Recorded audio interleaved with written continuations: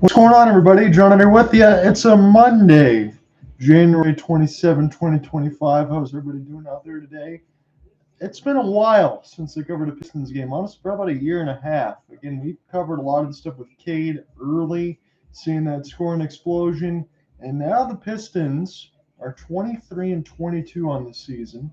JB Bickerstaff is their new head coach. And get this, as they sit sixth in the East, they already have as many wins as they did in the 21-22 season. That was their best season in a few years when they finished 23 and 59. The Pistons would then have to lose, rough math, 37 straight to finish with that same record, so they're going to improve there. Starters are Cade Cunningham, Tim Hardaway Jr., Ausar, Thompson, Tobias Harris, and Jalen Duren. And for the Cleveland Cavaliers, even though they've lost 3 in a row, head coached by Kenny Atkinson, they're still top in the NBA's East. I think they're only a couple games behind OKC in the West for the top spot in totality. And they have 60-plus points in their backcourt probably tonight. And Darius, Garland, and Donovan Mitchell, that's what they usually average. It's also going to be Max Strus, Evan Mobley, and Jarrett Allen. So about as complete of a starting five as you can get. Bench maybe a little bit suspect in comparison even with the Pistons. Ty Jerome, Sam Merrill, Craig Porter Jr., George Niang, Tristan Thompson, who was still in the league. Piston bench most likely looks like Marcus Sasser, Malik Beasley, Ron Holland II, Simone Fontecchio, and Isaiah Stewart. Jaden Ivey is out for the season, again playing against the Magic. Little undercut there from the guard. And that ended up happening for Jaden Ivey for a fractured tibia. And then for Cleveland, former Michigan man Karis LeVert, Isaac Okoro, Luke Travers, and Dean Wade will be out tonight. And when I jump back in for a second, we will get started with the opening tip.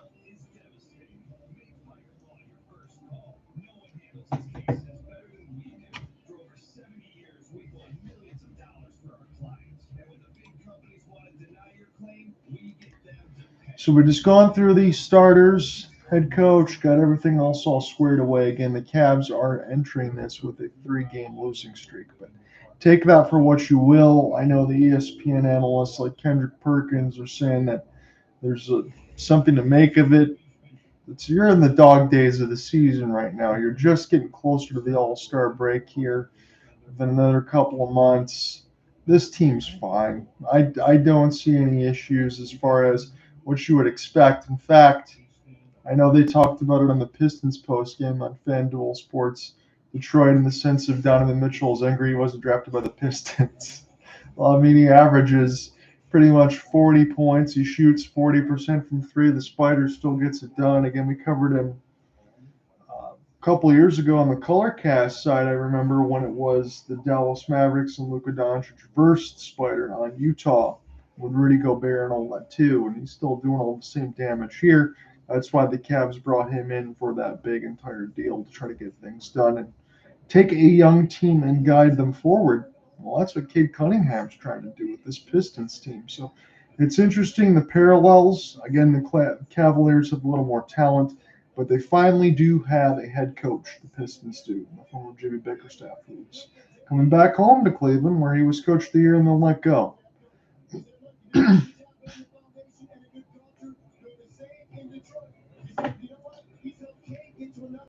So we're going to get set here at Quicken Loans, unless they change it to Rocket Mortgage Fieldhouse. I think that's the new name for it. Pistons got the StockX side now, as they're being sponsored by that. They're using their alternates in the sense, but I don't mind the colors, though. As, again, we're going to look at J.B. Bickerstaff, former coach of the year for Cleveland, who got fired and picked up by Detroit. Thankfully, they let go of Monty Williams, although they're still paying him. And Kenny Atkinson, nothing wrong with him in the sense of all that. He already did a good job with the Nets. They bring in that from Kenny. JB's here. And I would imagine the spread, as I look at it on NBA RotoWire, is probably going to be something north, a big number. Again, it's Kevin Scott, Sean Corbin, Tom Washington. Spread's 11, and the over-unders sits at 236. I would expect the Pistons going into this. I'm just going to be completely honest. We're going to have fun with it as much as we can. I think the Pistons probably give up a big number, 140, and the Cavs win this one pretty easy. But we'll see which way it goes. Pistons are already 2 games above 500 on the road. That's better than they have at home, where they're below 500 at LCA. Mobley wide open for his first shot from 12 feet, and he knocks it down. So we're underway officially from the Rocket Mortgage Fieldhouse. Again, I'm alongside George Blaha and Greg Kelser, and George has been doing this way before even I was born. And again, I'm already an old man of 37. As floater from Cade was short, Jalen tried to get a couple of taps, and Jarrett Allen knocked it out of his hands. As Donovan Mitchell will try to rope his way right to the basket. And this will be off Tobias Harris and back with the Cavs. And it is good to see that Tobias Harris is still playing tonight after a couple days. He got hit in the head alongside Paulo Banchero, a little bit of a concussion protocol as Mobley floats it in again.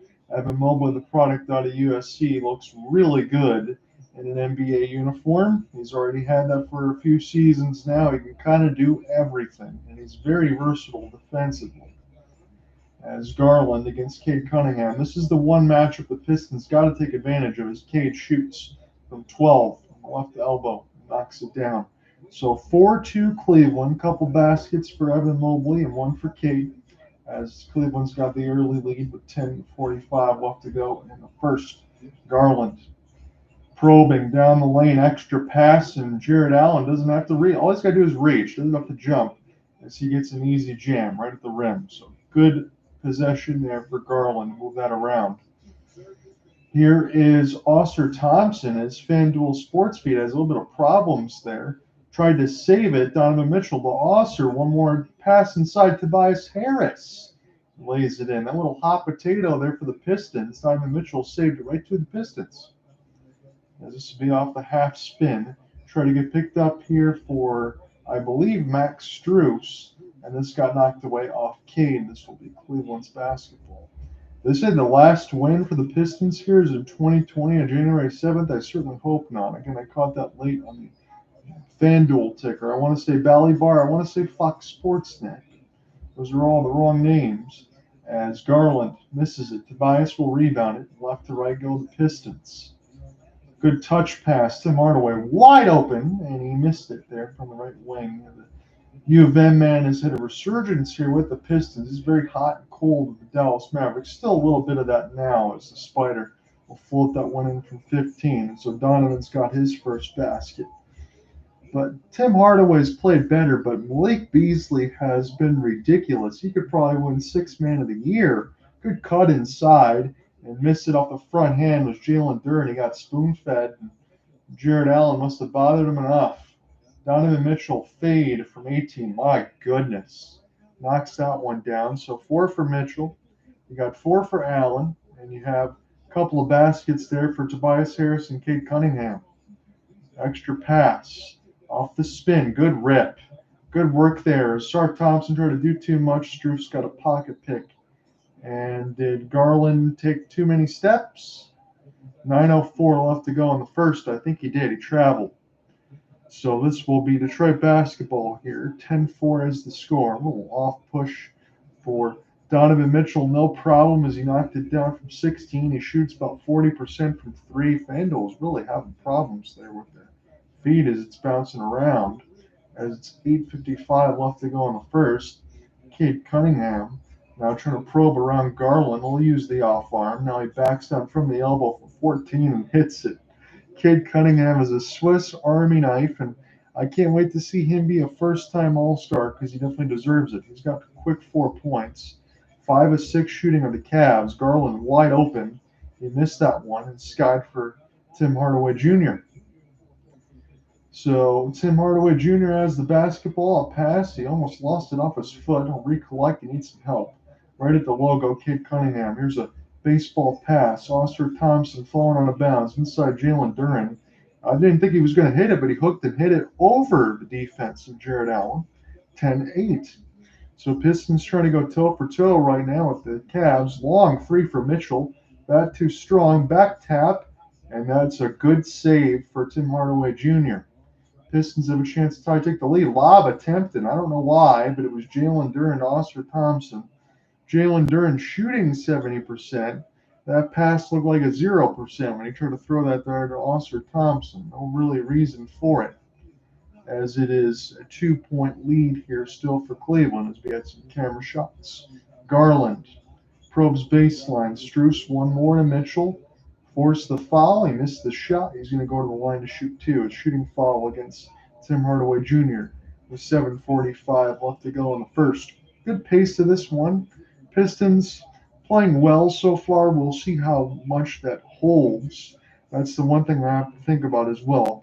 The LA Kings and the Red Wings are in action today. I saw that retroactively Patrick Kane got put on IR, so that one hurts a little bit. Again, it'll be the second time if I get a chance to be alongside Cooper Hopkins on the Saturday, as I'm hoping, when the Red Wings go travel to play the Flames. Patrick Kane in that second game won't be there either, but we will see Connor McDavid on Thursday when we do cover the Red Wings this week.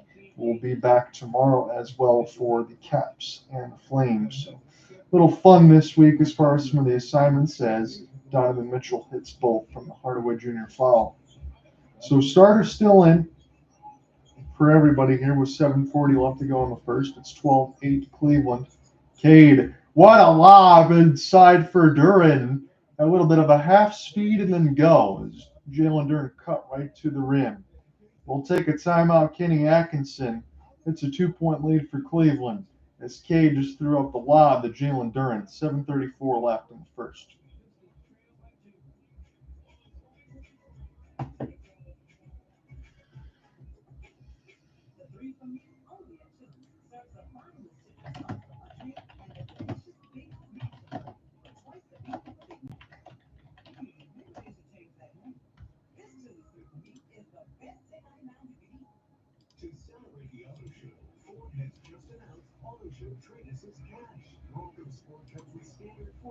Capability and the terrain management system with up to 5 built modes to fit your lifestyle needs. With a great in-stock selection, you're sure to find the perfect Bronco Sport just for you. Right now, Easy Plan customers who trade in their current vehicle can lease a Bronco Sport Big Bend for only $319 a month for 36 months.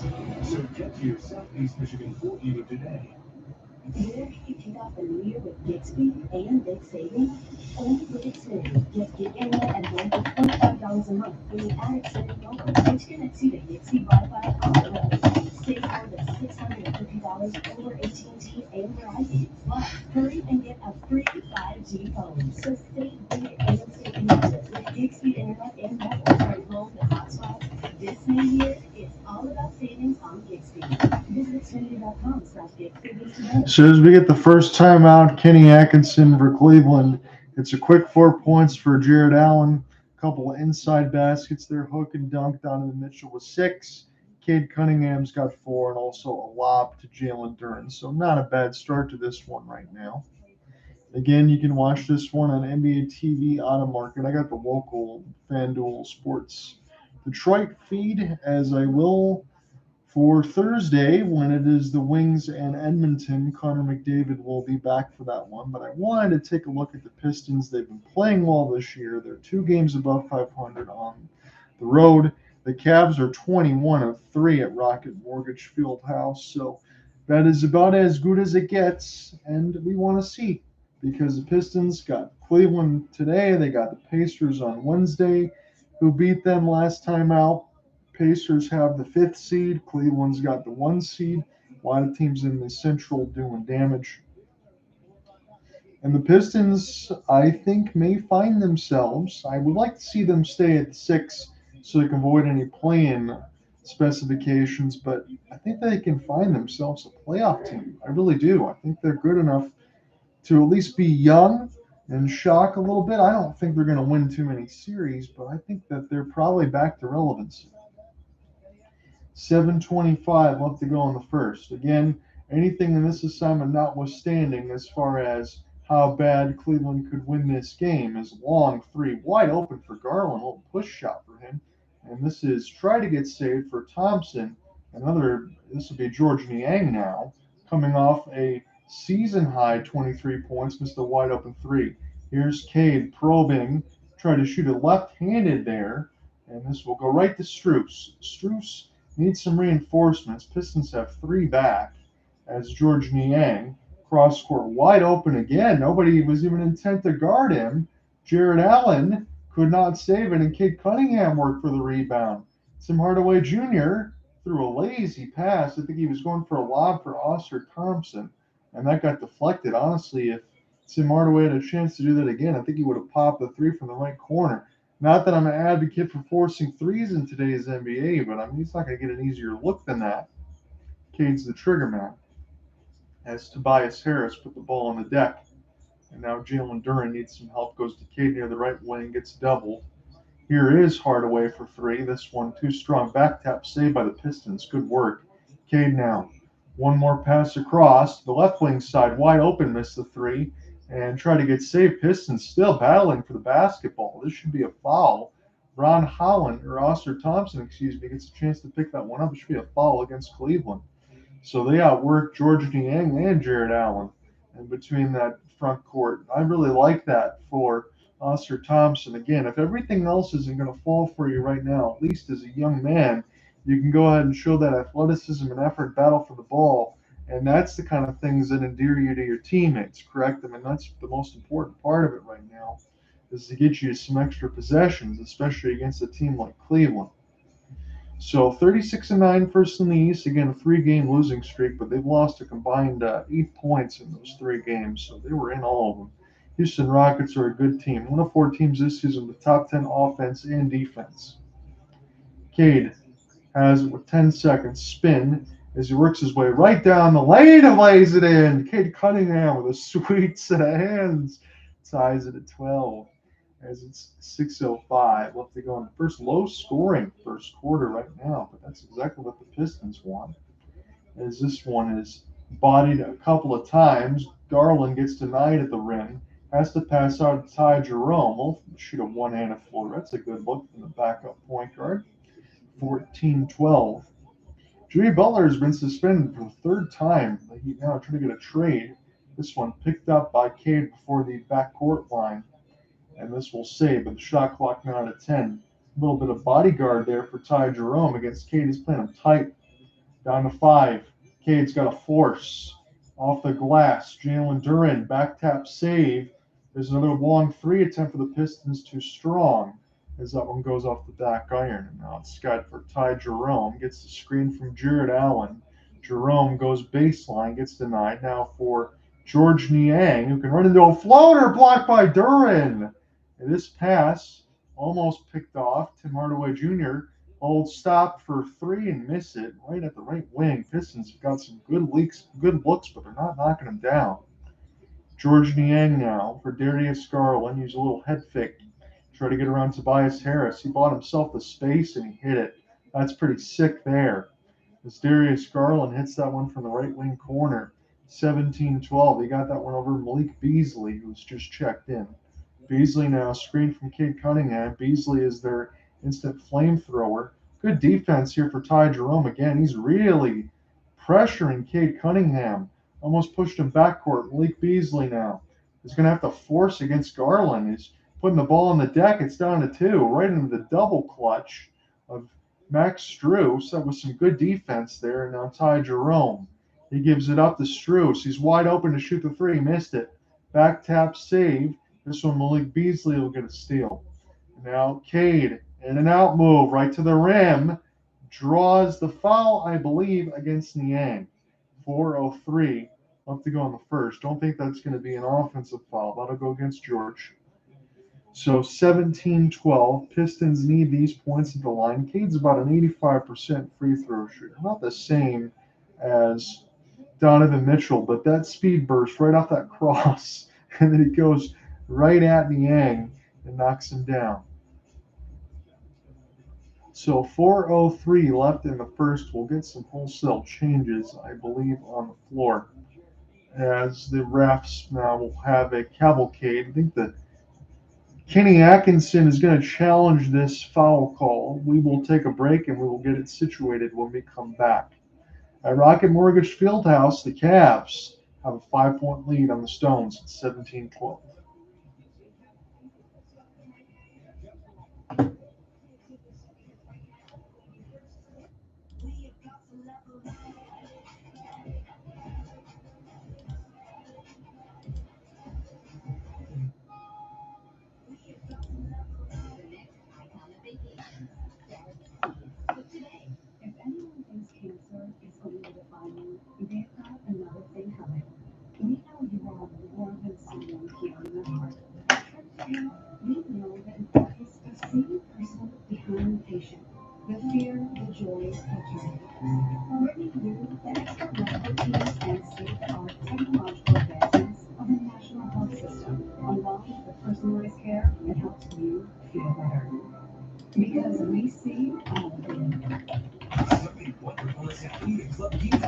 There's a new improved kicker.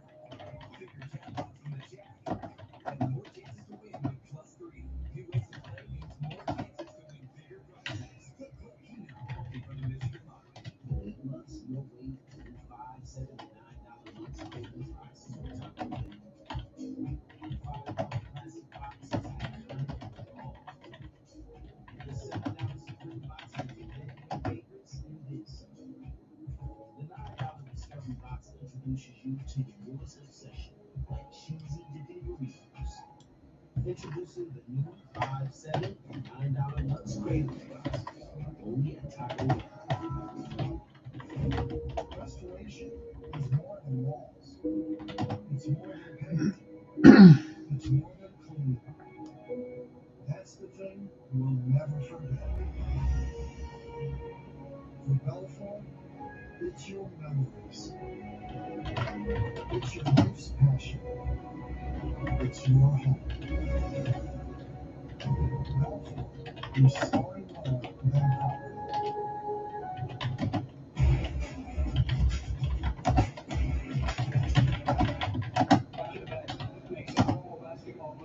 It is not exceeded illegally. It is all far from me with an elbow.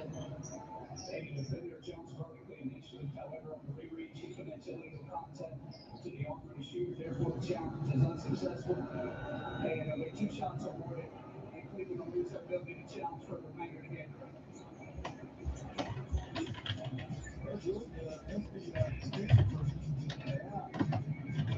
an easy decision to make, obviously.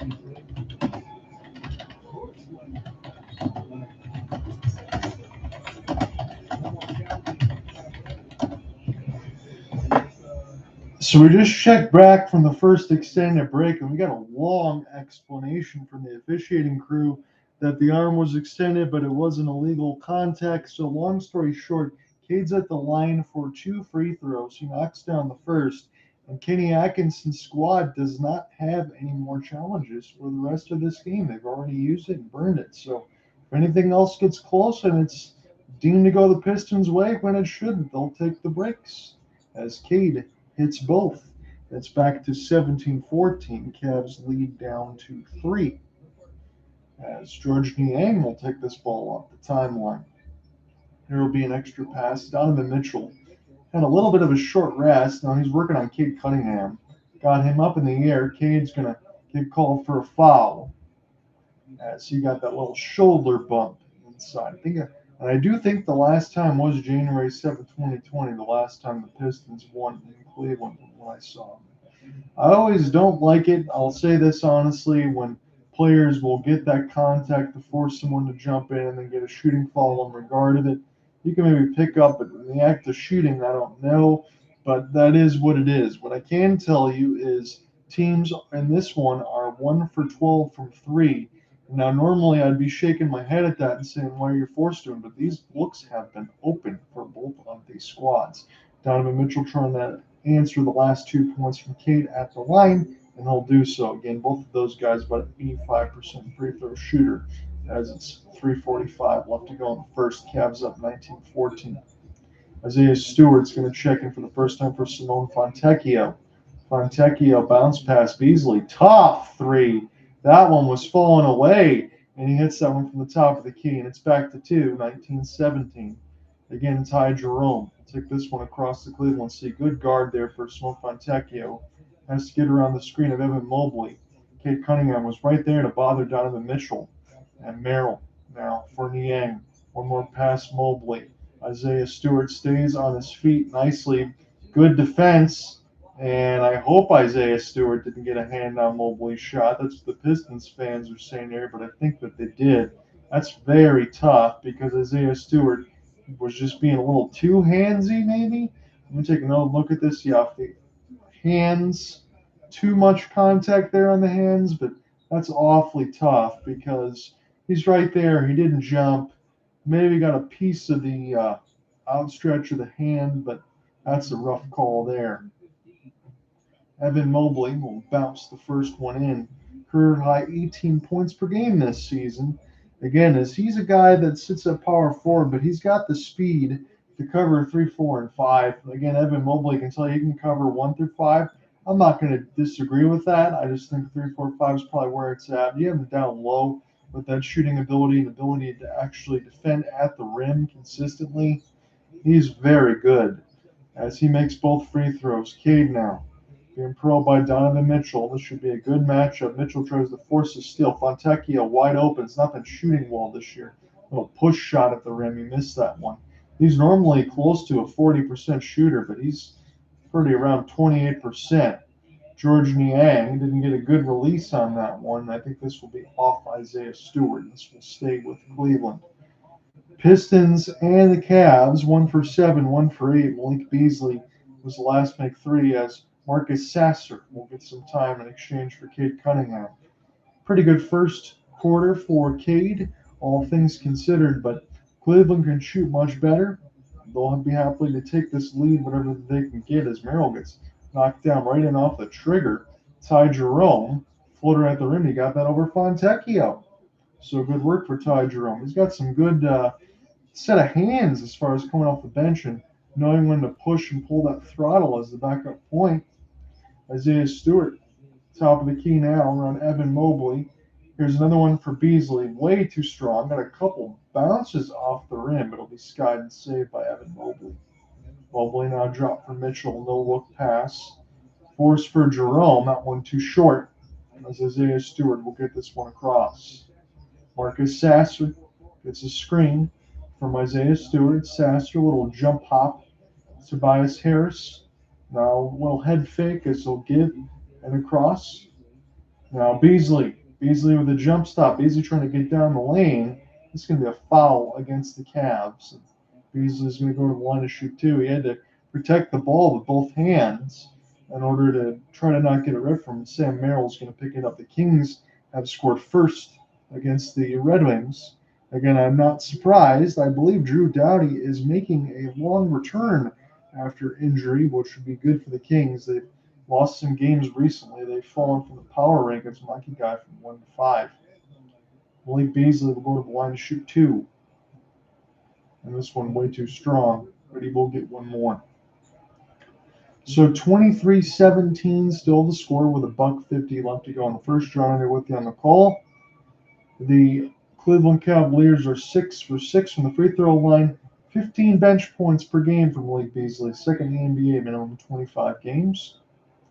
See if he can autocorrect here on the second, and he does. So it's a 5-point deficit for Detroit, 23-18.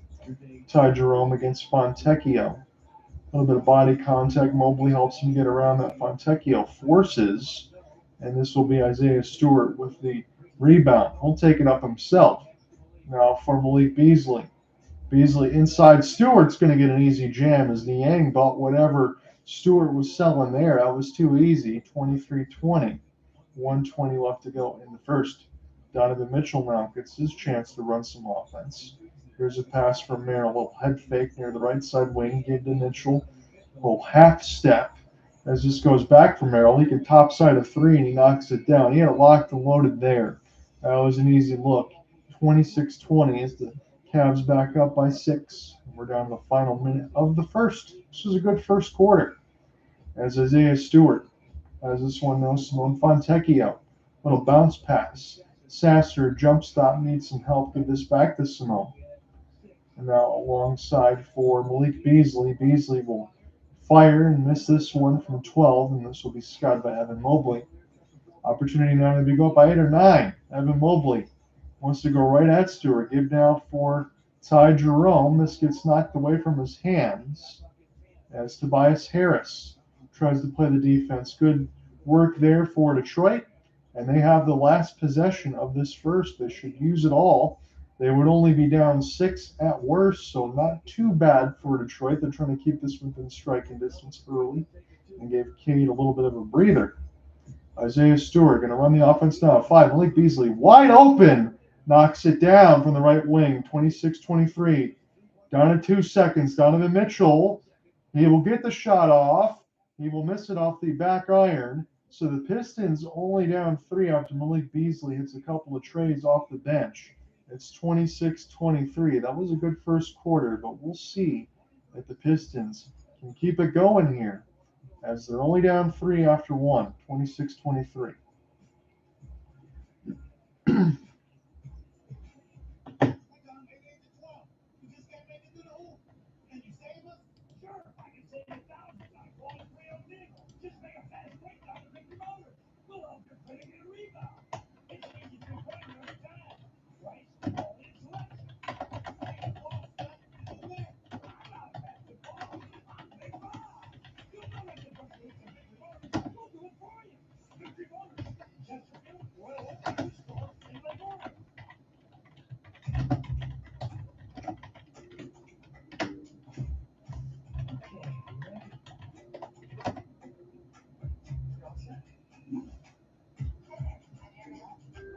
Not only do we have the largest network of doctors and hospitals in Michigan, we also make you access to the care you need.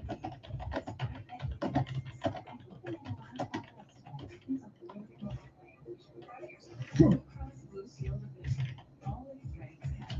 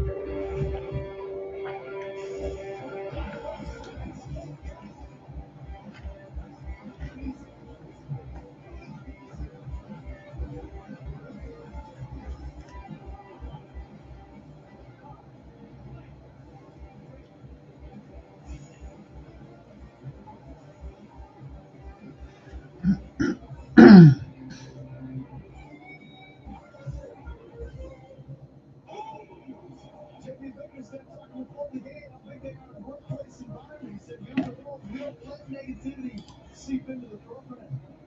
This is where heavy underdogs coming in here tonight as we get to our FanDuel live lines. What's $3.50? That means $10 would pay $45, and the over-under is set tonight at 223.5. George, what do you know about odds? Well, the odds are that Cade Cunningham. Let's start the second quarter. Cade Cunningham back on the floor here. Simone Fontecchio was the trigger. Pistons only down 3. It's 26-23. Cade Cunningham tried to get right to the rim one-handed. This one too short off the back iron. That was a good look, though. He got right to the rim. Donovan Mitchell cradle inside Mobley. He doesn't have the touch, as this one was picked up here for the Pistons. Again, they've mixed Ron Holland now and alongside Cade Cunningham. Be a first look for me for the rookie. Cade toward the right wing. He runs into a brick wall and forward to the Cavs, and I believe that Isaiah Stewart had stepped out of bounds and turned it over. Cade forced that too much. And now quickly down the other way, it's going to be a nice look for Merrill off the transition. That was a good set for Kenny Atkinson. Pistons were slow to react. They're lucky he missed. So Cade forced the last one. He missed the first possession of the second. So Malik Beasley now, power move a bunch of times past Merrill, and then he just, again, ran right into the hand. So Pistons ice cold to start this second. They missed the first 3. As this is Donovan Mitchell off the spin near the right wing. Use a Mobley screen one-handed toward the basket. This is saved by Mobley. He should get a dunk out of this or something at the rim. He missed it, though. Cade Cunningham. Pistons have numbers. Bounce pass. And Isaiah Stewart throws it away. My, oh my. Toward the right corner, you had Ron Holland wide open, just impossibly open near the corner.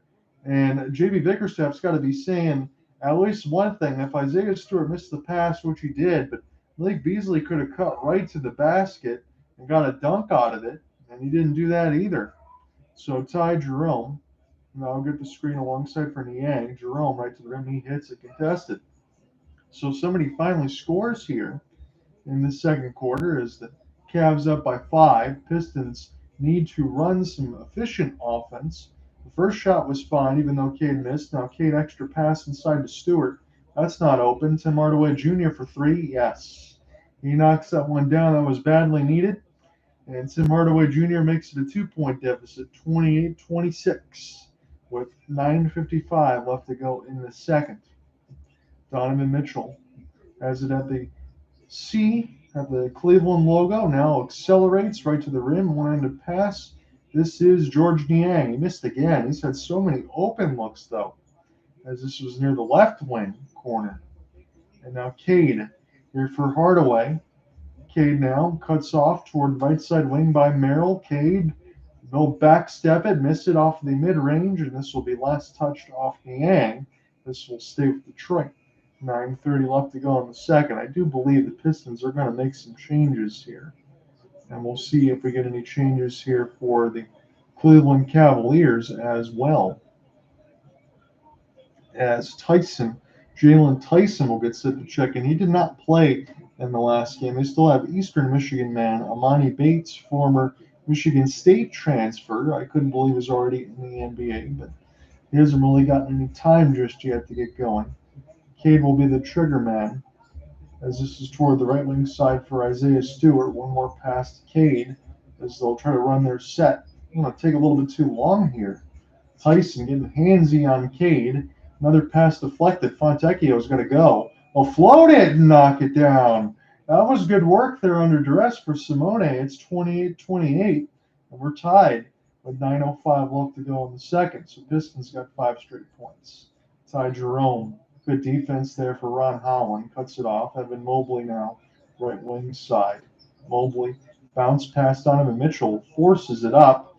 But there is Mobley. Now Tyson. Crisscross Donovan Mitchell. He is elusive. Another rebound, Mobley. Third opportunity inside the lane. Jerome off the floater set up from Donovan Mitchell. That was pretty. And the Cavs take a 2-point lead. 8:35 left to go in the second. Evan Mobley was the one that made it happen, though, with a couple low boards. So Cade now on the right wing side. Tim Hardaway Jr. top of the key. We'll get a whistle. 8:26. And this will be against the Cavs, I believe, with 11 seconds. The shot clock go to 14, so Tyson's going to pick one up. I don't think Jalen Tyson's going to get a ton of minutes here, and I wouldn't necessarily call him, but I have to say it this way, the excess foul guy. Everybody has one of those on their roster just to try to get some minutes. So Donovan Mitchell will check out. Jarrett Allen will come in, and alongside with Darius Garland. So Cade Cunningham, step back, wide open three. It was a great move, but he missed it. He got a lot of space off of Merrill there. And now Darius Garland gets a chance to run at the starting point guard. That's where he normally would be. He can get about 30 every night. And Garland will float it from 15 and knock it down. In between him and Spider, you can expect about 60 points. And that's no exaggeration. They are that good. So Cade, 3 of 10. He's had a very slow game here. But the Pistons only down 4. And that's what they have to keep in mind right now. Cade, force again. He misses. So I feel bad for myself. I cover the Pistons here, and Cade's having a poor game. Sometimes he has some good ones, but this isn't one of those right now. Knocked away from Ty Jerome by Cade. He gets obliterated by a screen. Extra pass, one more. Garland wide open. Late rotation for Cade. Fontecchio does save it unless he stepped out of bounds. I thought he did. Awfully close anyway. They're going to say this stays with Cleveland, however. That was good hustle from Simone anyway. 7:24 left to go in the second. This one, just off the tippy toe of those pink shoes that Simone's got. So Isaiah Stewart will get a rest, and so will Simone, as the Pistons will take some changes here. So they're getting beat to some loose balls and some offensive rebounds here, and that's why Cleveland's got a 4-point lead. It's not a lot yet, but it will become much more. Garland, Allen, he's got post positioning, leaves it up for Merrill instead. Short arms a 3. Good rebound for Ausar Thompson. And now to Cade. Cade across the C. He shoots a long 3. That was a force there. Gets it right back to Tim Hardaway Jr. And now inside, Thompson gets double clutched and blocked. So good defense there for Cleveland. It's a wall right at the rim. That's what Stan Van Gundy wants. 2-1. Again, that's the name I said. 2-1 is the scoreline between the Kings and Red Wings. They end the first at LCA. We'll take a break. Pistons can't score on the Cleveland Cavalier defense right now. 6:55 in the second. They're only down 4, 32-28.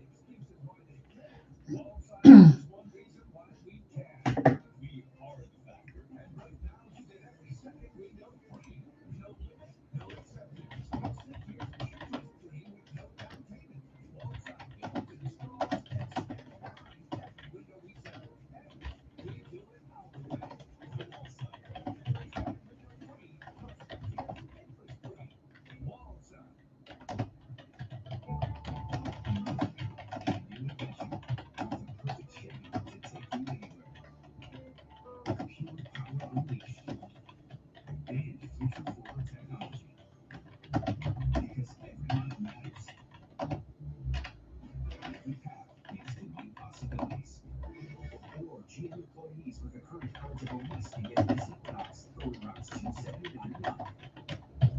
Chevy drives the Motor City. Together, let's drive.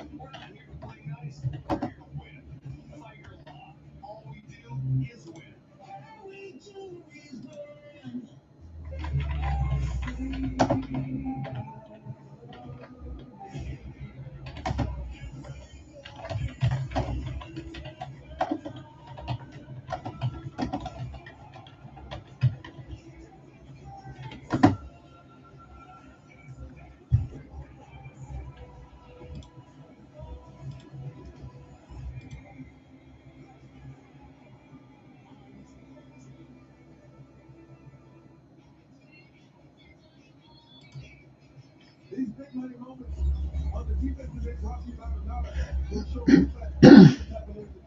With King Cummingham. Oh, this is respect. Anytime you got 2 and 3 other people trying to stop one guy, they obviously fear him. But what they're doing is they're making it look like it's one-on-one. But that one-on-one defender is bringing him to the help. And that help is right there in the form of Allen and other times it's Mobley. Now, Cade has read it comfortably on a couple of occasions. He's got 8 points. He's actually in a good percentage right now. So Cade was 13 of 31 Saturday against Orlando. He's got 8 points, 2 assists on 3 of 12 shooting right now. But I thought Gregory Kilser did say it right. And I'm not trying to be a Pistons apologist here, but it is single coverage right into double and triple off the show and go. And they obviously respect Cade. He's going to score a ton of points. And you got to play that way. You got to take out the heart of the snake there, essentially, cut off the head. If you can do that, you can beat the Pistons. So a long three was forced alongside and inside knocked away from Jarrett Allen. Ausar Thompson wants to say it's Pistons ball. I don't think he's going to get that, though. I'm going to take another look at it. They show it. So Thompson did knock it away with his hands. I think he was the last to touch it. Jarrett Allen is one of those guys that play with the Brooklyn Nets alongside Kenny Atkinson, but he's a really good rim protector. He's kind of the version of DeAndre Jordan that we used to see. Not as much with the lobs with the Clippers, but with the inside defense and scoring right at the rim. So we might go to the scorers table for the Pistons a challenge, and if they lose their challenge, that means nobody has any more because the Cavs already lost theirs in the first. We will take another break, and I guess the good news, if the Pistons lose this challenge, we'll have a lot less breaks. 6:39 left to go in the second. Come right back.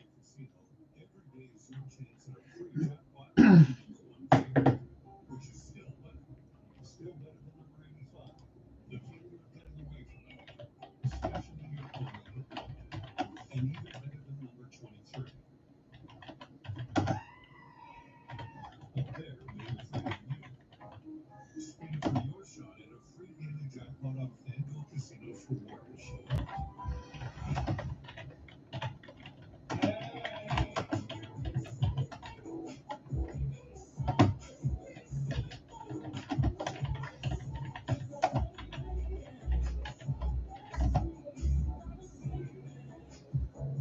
Where you pick up a meal with Bixby and big savings? Only with Xfinity. Get internet at home for $25 a month when you add Xfinity Mobile, which connects you to Bixby Wi-Fi on the road. Save more than $650 over AT&T and Verizon. Plus, hurry and get a free 5G phone. So save big and stay connected with gig speed internet and mobile. From home to hotspots, this new year is all about saving on gig speed. Visit Xfinity.com/gigspeed today. Looking to level up your style? Stock and accessory cover. From iconic styles to great drops, easy to spoil your styles everyone's talking about. Our real-time marketplace gives you access to the hottest brands, so you can shop with confidence knowing that you're getting some of the best deals. And with the latest releases dropping on stock and every day, you'll always find what's next. Because staying at the game should be effortless. Join the millions who already know. Start shopping now at StockX.com. A new era of Michigan basketball has arrived. Up-tempo, energetic, and entertaining. Catch the excitement all season long on Inside Michigan Basketball. Stricter basketball. Off the ballot, however, they don't talk for defenders. Cade brought one out of bounds. Therefore, it's an unsuccessful challenge of big Cleveland basketball on the baseline. And Detroit moves their ability to challenge for the remainder of the game.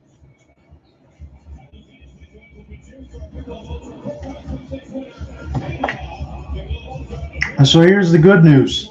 Pistons lose their challenge as well, so there will be no more challenges here, and we can get back to business of playing basketball. So that's the tough things for me when you go ahead and cover these games, just be completely honest. And the NBA used to be my favorite sport, no doubt about that. We covered a lot of hockey, we mixed between some college basketball, baseball, everything else in there as well. But it just takes too long to get things going. Strus now for three. He hits that one off the top of the key. That was some good defense. And Strus probably thought he was fouled, but he's not going to get that. He can't challenge anything anymore. But it's 35-28 as the Pistons need some offense here. If they can't run some offense, this will be where Cleveland will pull away. It was a decent first quarter, and now we have a shot clock problem. Oh my goodness. As it's stuck at 6:24 with 20 seconds. So this will be Ausar Thompson. And again, he runs right into Hardaway Jr. before they can even try to figure out what they want to do here. Now Hardaway Jr. will be the trigger man. Now into Ausar, but that one was a little bit testy as Ausar Thompson. Now for Ron Holland, here's a bounce pass. Cade gets a good look. He's too strong in and out, and Thompson will get a standing dunk. Good work there in the mix there with Jalen Duren. 35-30. As this will be off the spin. Garland, one more touch. And toward the right side, pocket pass. Tyson for three. He missed it. And this will be rebound for Ausar Thompson. Bounce pass. Pistons try to go quickly. And Ron Holland's going to get a lay-in. So that was the Pistons' best look in this quarter. Right off the fast break. Ron Holland off the pickup for Thompson. This is at the rim. Garland's going to draw the foul. He's going to go to the line to shoot two. So Cade Cunningham misses it off of a wide open mid-range, and then Jalen Duren just steps right back up around Thompson. He's just too strong as Jalen Duren at that point. Thompson looks like an undersized small forward trying to play the center position. Mix in there with Jarrett Allen. I don't think that's going to work out very well for bench minutes. I mean, that's all you can keep that at most. You can't have him start against Jalen Duren because you should be able to eat him for breakfast with that size and weight advantage and everything else that he's got. So Cade will get some more minutes. Hopefully in the second half for Pistons fans, he can start to heat up because they need his point production. So this will be another opportunity for Darius Garland. He made the first, he made the second. 37-32 as the Cavs now up by 5. Marcus Sasser are going to get some more bench burn here. That's not necessarily a bad thing. Tobias Harris to Marcus Sasser, who can be instant offense at times. It's now Ron Holland, and Thompson tried to save this one. He did inside Duren. That's excellent defense for Jarrett Allen. Jarrett Allen is a wall down there by himself. And now he's going to get a one-handed jam all the way down. He plays beautiful defense against Duren and then throws it down on the Pistons defense. That's some excellent work. Tobias Harris now to the right wing side. Here is Sasser off the bounce. Duren at the top of the key. Duren's going to go. Inside pass, and Harris has nothing. Good defense from Cleveland for this second quarter. They're up by 7. They're threatening for more. Garland bounced. Allen inside. That again. That's a hot knife through butter for Jarrett Allen. He's getting spoon-fed. And now it's a 13-4 run in this game, even with another half. With the Pistons in this ice cold quarter, they can't score inside. They can't score outside, but especially inside. And Jarrett Allen just beats everybody down the floor twice. It's 41-32. Timeout, Bickerstaff. A new year and a new adventure with the perfect Chevy to take you anywhere.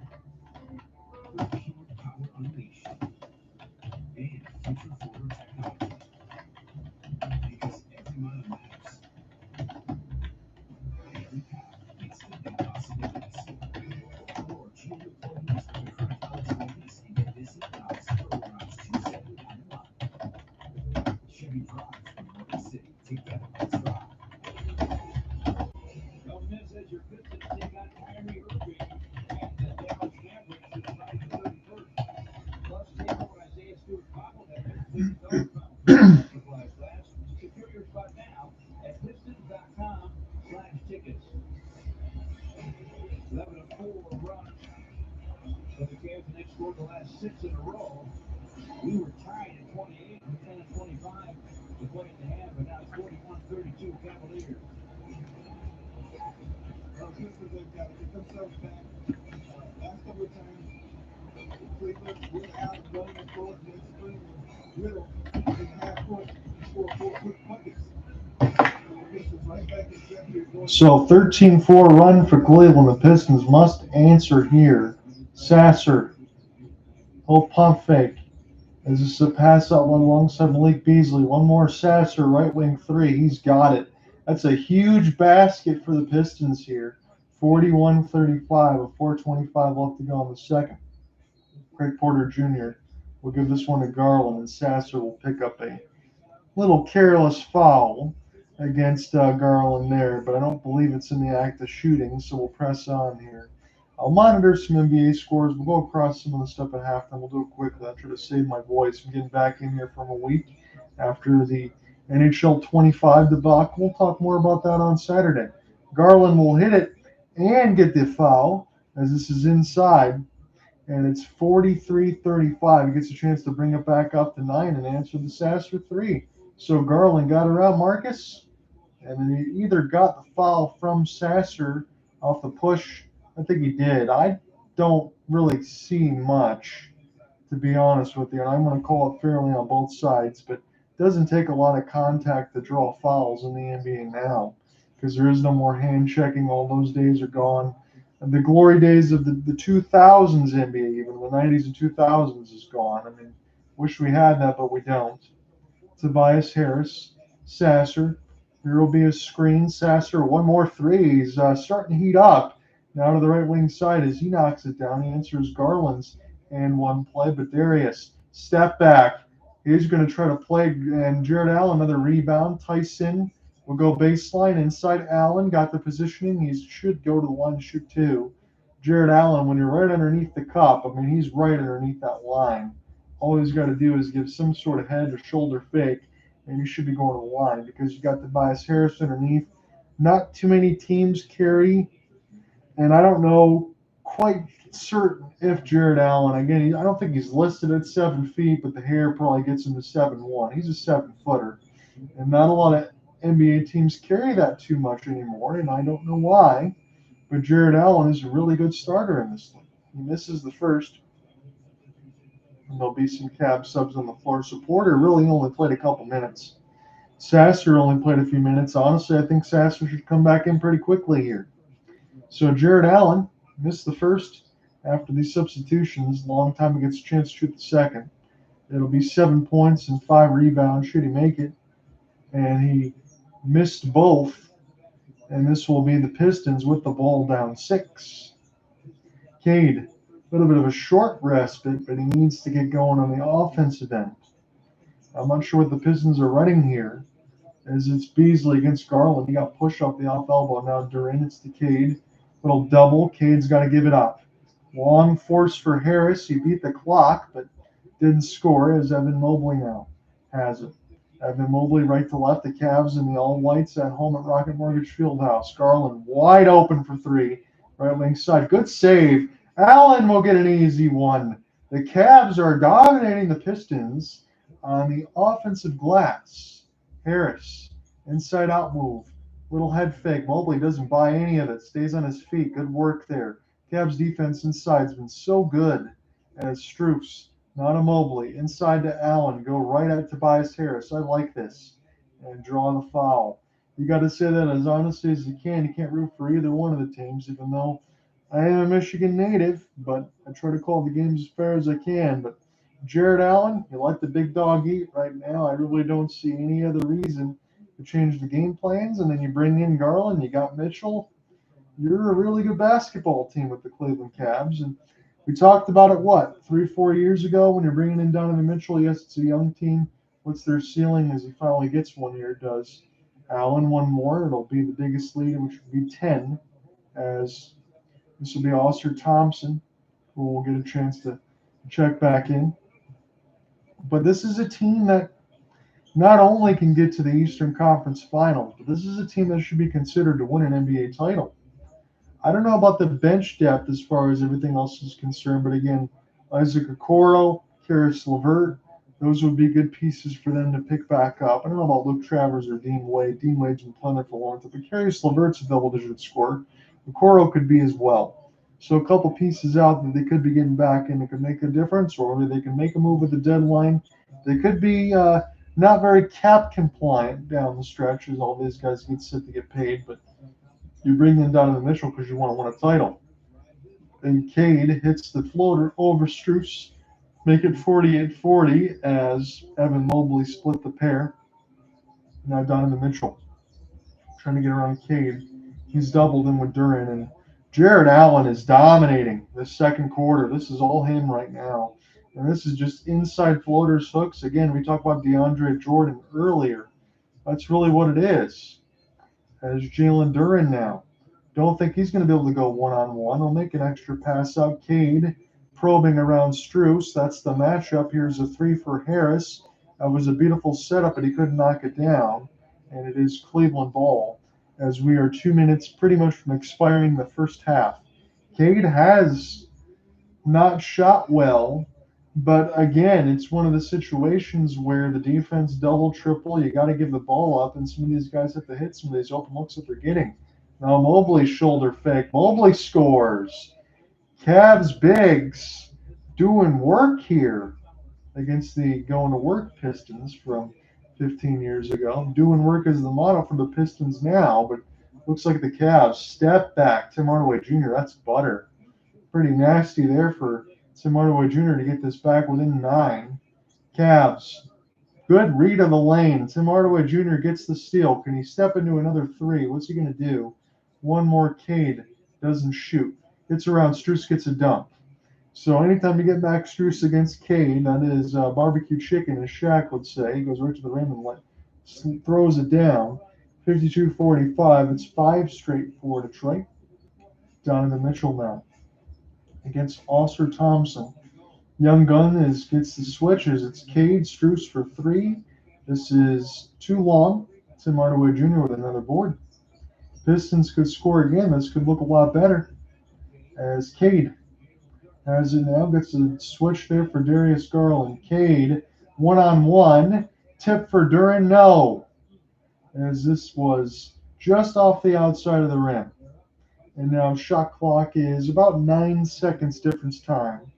As it's 52-45. Should be one more possession for both teams as Donovan gives the scoreboard a glance. It's a long 3 and he knocks it down. That was perfect. Good execution there. Big smile on his face and he knows it. 55-45 as the Cavs up by 10. So now down to 5 seconds. Cade trying to go baseline against Strus. Cade puts his head down, pass. It's deflected. And one more force. And Garland can't hit the shot. But it's 55-45. The Cavs lead grows from the first into the second. It is only 10. But I think that might be too much. It was a good defensive pursuit of Cleveland against the Pistons, 29-22 in that quarter. Pistons, again, only 1 point less. I know it doesn't look like a lot, but a lot of the chances at the rim were contested. Good work there for Cleveland, and that is why they are where they are. Again, JB Bickerstaff saying, where are the fouls? But he's not going to get those right now. So at the half, Cleveland up 10, 55-45. We'll come back and call the second half. Yes, and I would say this is a scrappy effort, very spirited, but the truth is, there's a lot of pressure on Cade Cunningham to score, and every time he dribbled back, and he was aggressive, I like that.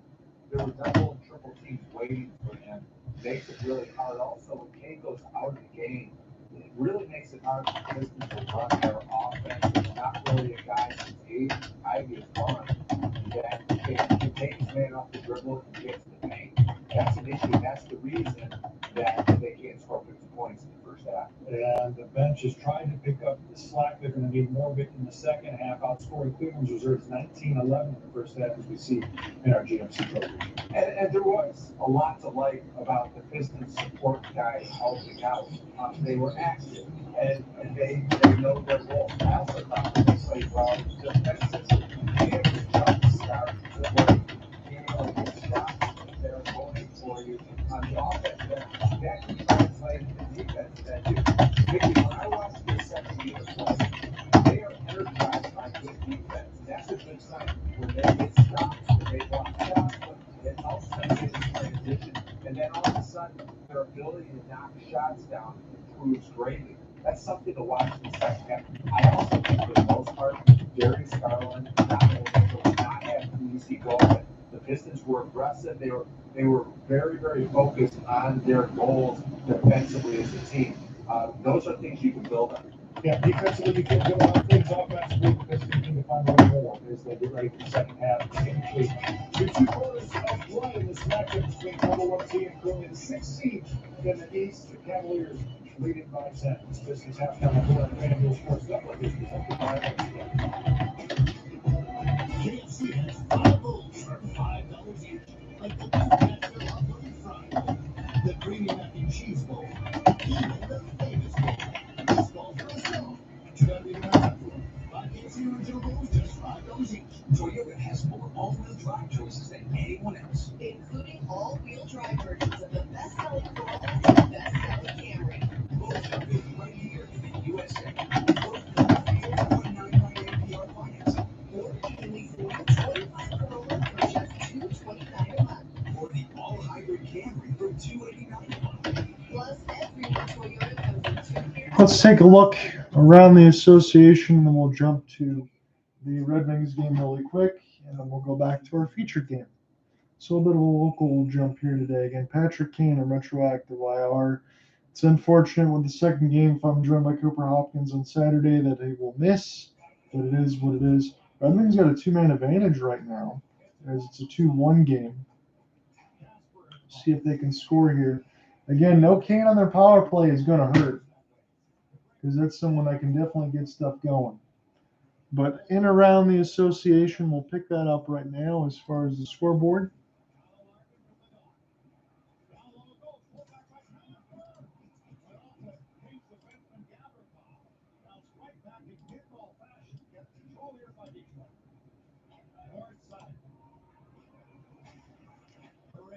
So Lakers Hornets also at the half, 59-51. The Lakers had Red Wings just scored 2. So good there for the Cat. It's a 2-2 score now between the Kings and the Red Wings, as they're going to follow this one today. I'm going to cover them on Thursday, but this would be a huge win if Detroit could get it as Cat scores.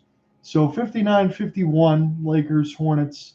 They raced up to a huge first quarter lead. Hornets came back in the second, try to get this one close enough, but it was 39-19 after 1. It's a good matchup between the Rockets and the Celtics. That one in TD Garden in Boston. Rockets up 35-32. Nets have a 30-22 lead on the Kings. The battle in Orlando, 29-27 battle of Florida between the Magic and Heat. Heat down by 2. Knicks up by 3 on the Grizzlies, 38-31 after 1. 25-20 Raptors over the Pels. Just underway are the Nuggets and Bulls. 7-6 lead for the Bulls. No points between the Hawks and Timberwolves. Wizards Mavericks, Bucks, Jazz, Clippers, Suns, and an NBA TV all come between another half hour or so.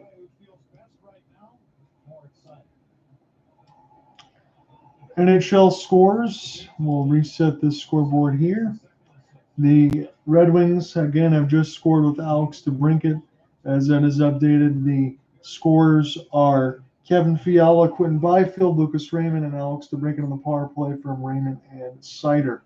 So Raymond's already got 20. The Cats got 21. So good balanced scoring for Detroit. I guess it's not all that bad. Cam Talbot playing in goal against one of his former teams. And Darcy Kemper, 11 of 13, the former Stanley Cup champion with the Colorado Avalanche. Flyers killing the Devils right now. That's a surprise as it sits at 3-0. That one in Wells Fargo. It's Bobby Brink, Joel Farabee, and Garnet Hathaway, former Flame.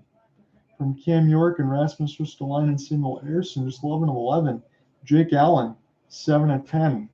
So Jacob Markstrom has been having to save them all the time. As, again, New Jersey comfortable in the East right now in the Metro, but you don't want to start giving up games.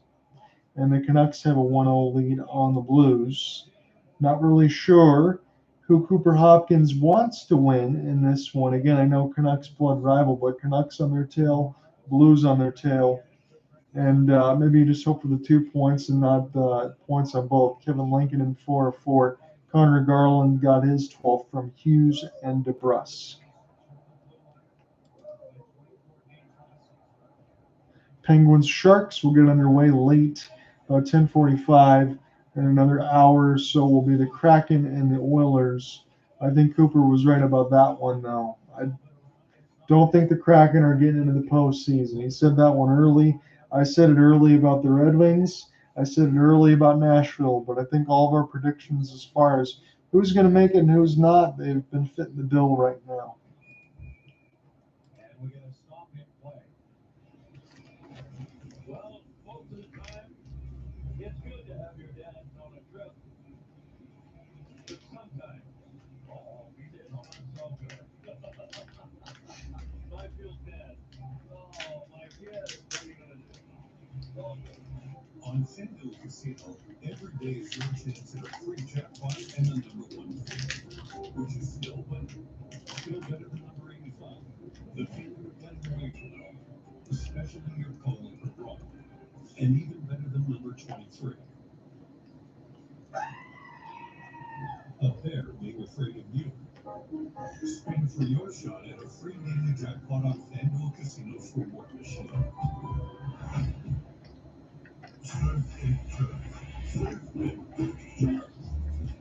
Low, slow, and oh!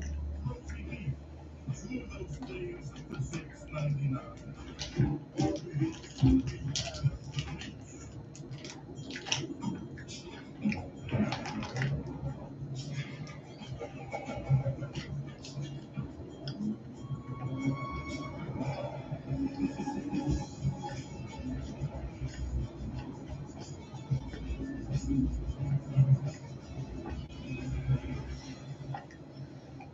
You found it then. Of course I did.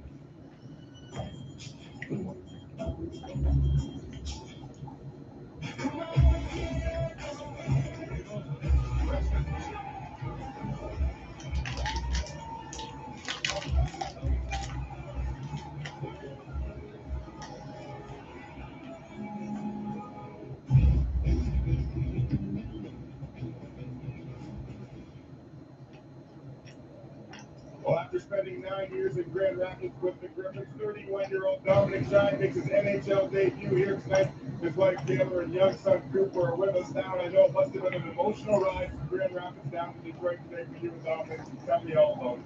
Yeah, he found out this morning on his way actually to get Cooper's first set of skates. So it definitely came as a surprise for all of us, and it is very emotional in the best way possible, knowing that he gets to make his NHL debut in general, but also with his hometown team.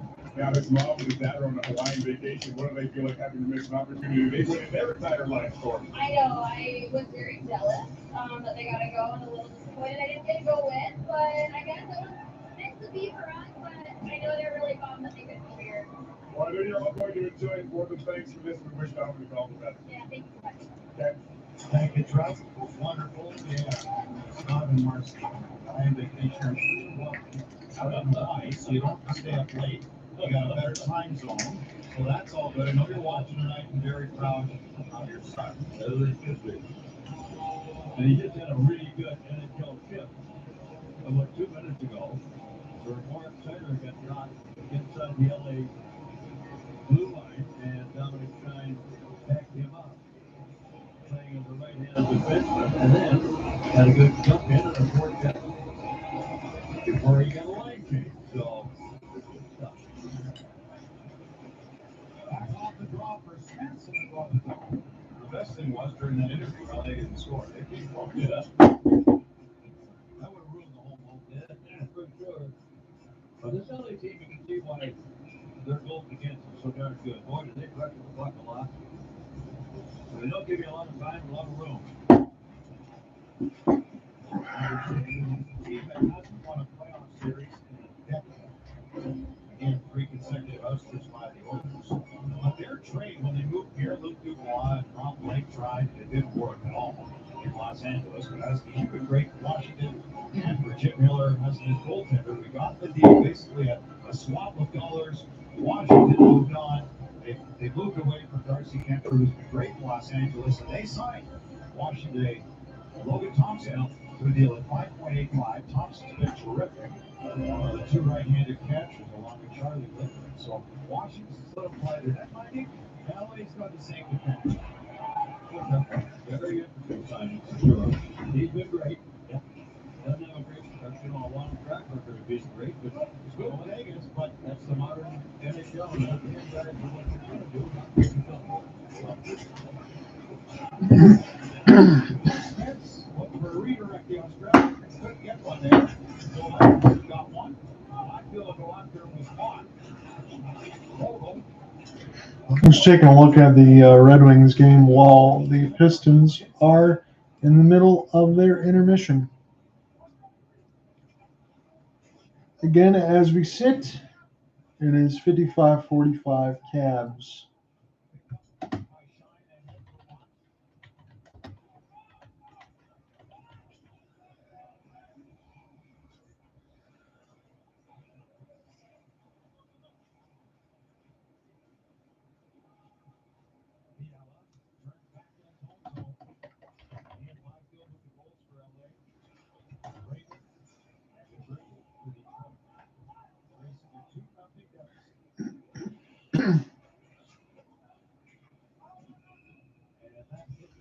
I'd like to see Todd McClellan get a win against his former team because in the mix between the Kings, Edmonton, the Sharks, he's been an excellent coach. He's been excellent since he's been here. Never really understood how he never had a job for as long as he did, for about a year and a half.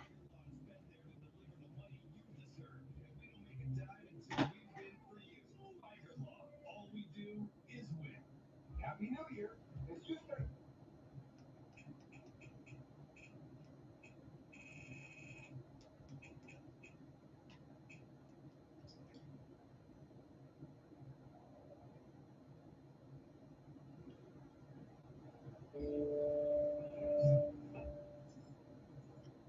But every time you drive after drinking, the music gets drowned out.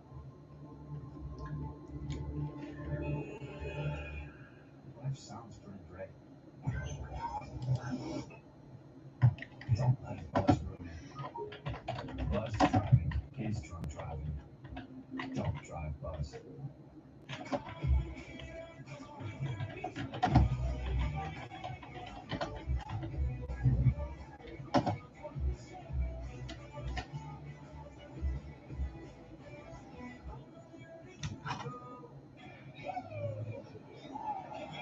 Pistons trimmed a 12-point lead back to 10 by halftime. But the Cleveland Cavaliers do lead 55-45. They've given up a ton of points during this 3-game losing streak to Cleveland's on, and I think they came out tonight determined to play defense, and they have. Yeah, much like Orlando did. Orlando was on a 5-game skid. They played great physical defense, and they really caused the Pistons a problem. against Cleveland on that first 3-game losing streak of the season, and they're doing the exact same thing. But in the second half, what you want to see is the Pistons playing together. Maybe come out some of the one-on-one activity, move the basketball a little more, and that will, I think, get everybody engaged and give them a better chance to go after this Cleveland team. It's really no nothing on one guy.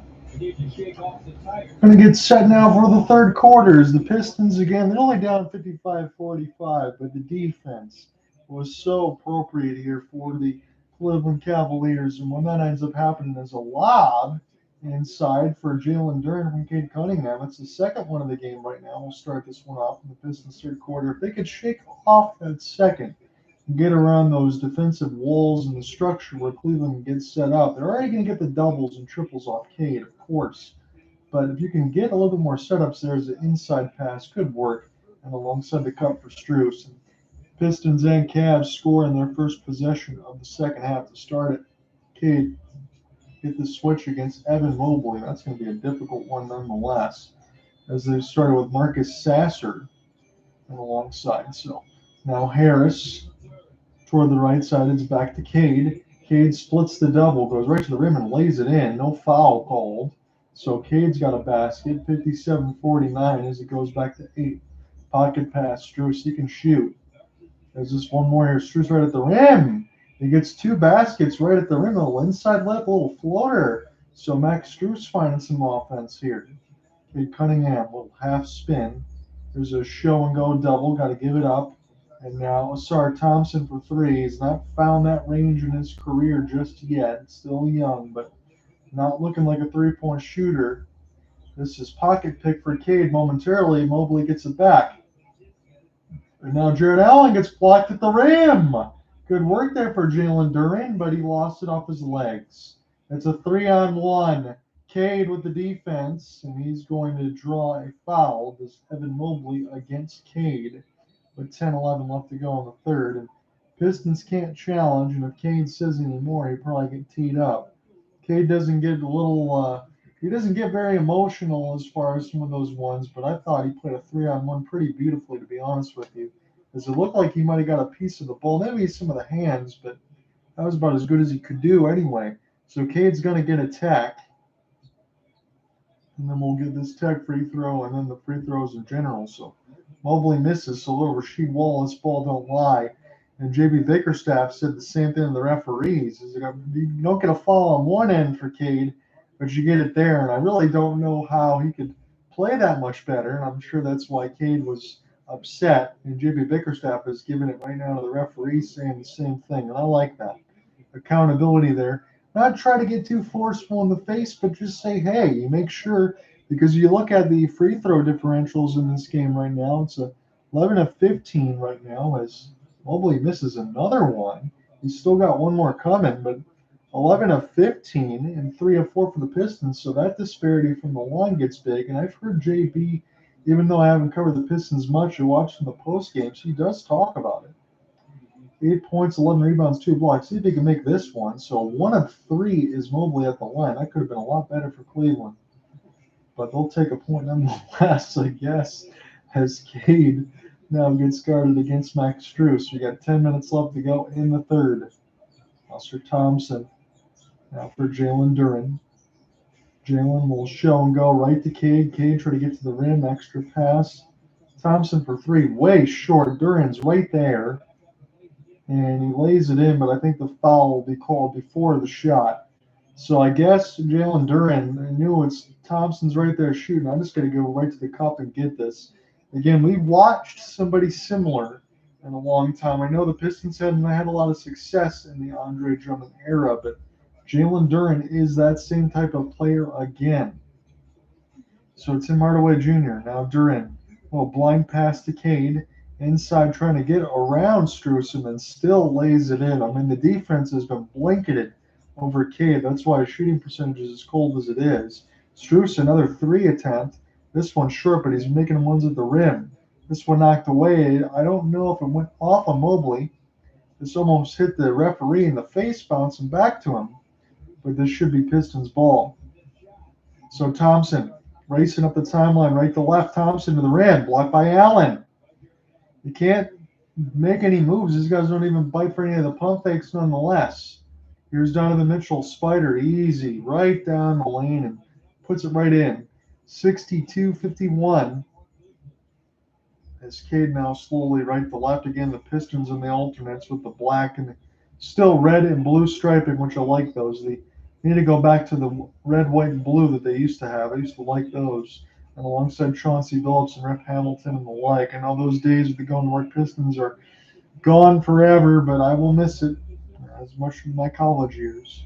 Pistons turn it over with Tobias Harris as Jimmy Bickerstaff wants to get this defense set. Max Strus is feeling good in this quarter. And now Mobley try to put the ball on the deck against Harris. Garland now gets a switch there alongside Jalen Duren. Takes him outside for three. Misses it off the front of the rim, and Garland saves it before it goes out of bounds before Cade can get there. Garland now, as it's down to 10, gives it up to Strus. Garland wide open right wing. That was a beautiful design, but he missed the shot. Cleveland's been so poor from distance in this game, but their looks have been good. Tim Hardaway Jr. topside three right wing. And this is saved by Thompson. One more. Hardaway says, why not? Same spot. Missed it again. 62-51. Score hasn't changed hands in a while. Inside pocket pass to Allen. It was swiped by Thompson. Thompson now. Leave it up for Harris, right wing. He missed it off the top of the key. I mean, these are in transition open looks, and neither team can knock these down. Garland now. Inside Allen. Easy. Lays it in. That has happened so many times here for the Cleveland Cavaliers that they can go to the inside whenever they want, especially when the outside shots are unfolding. A dejected JB Bickerstaff holds TL. 7:34 left in the third.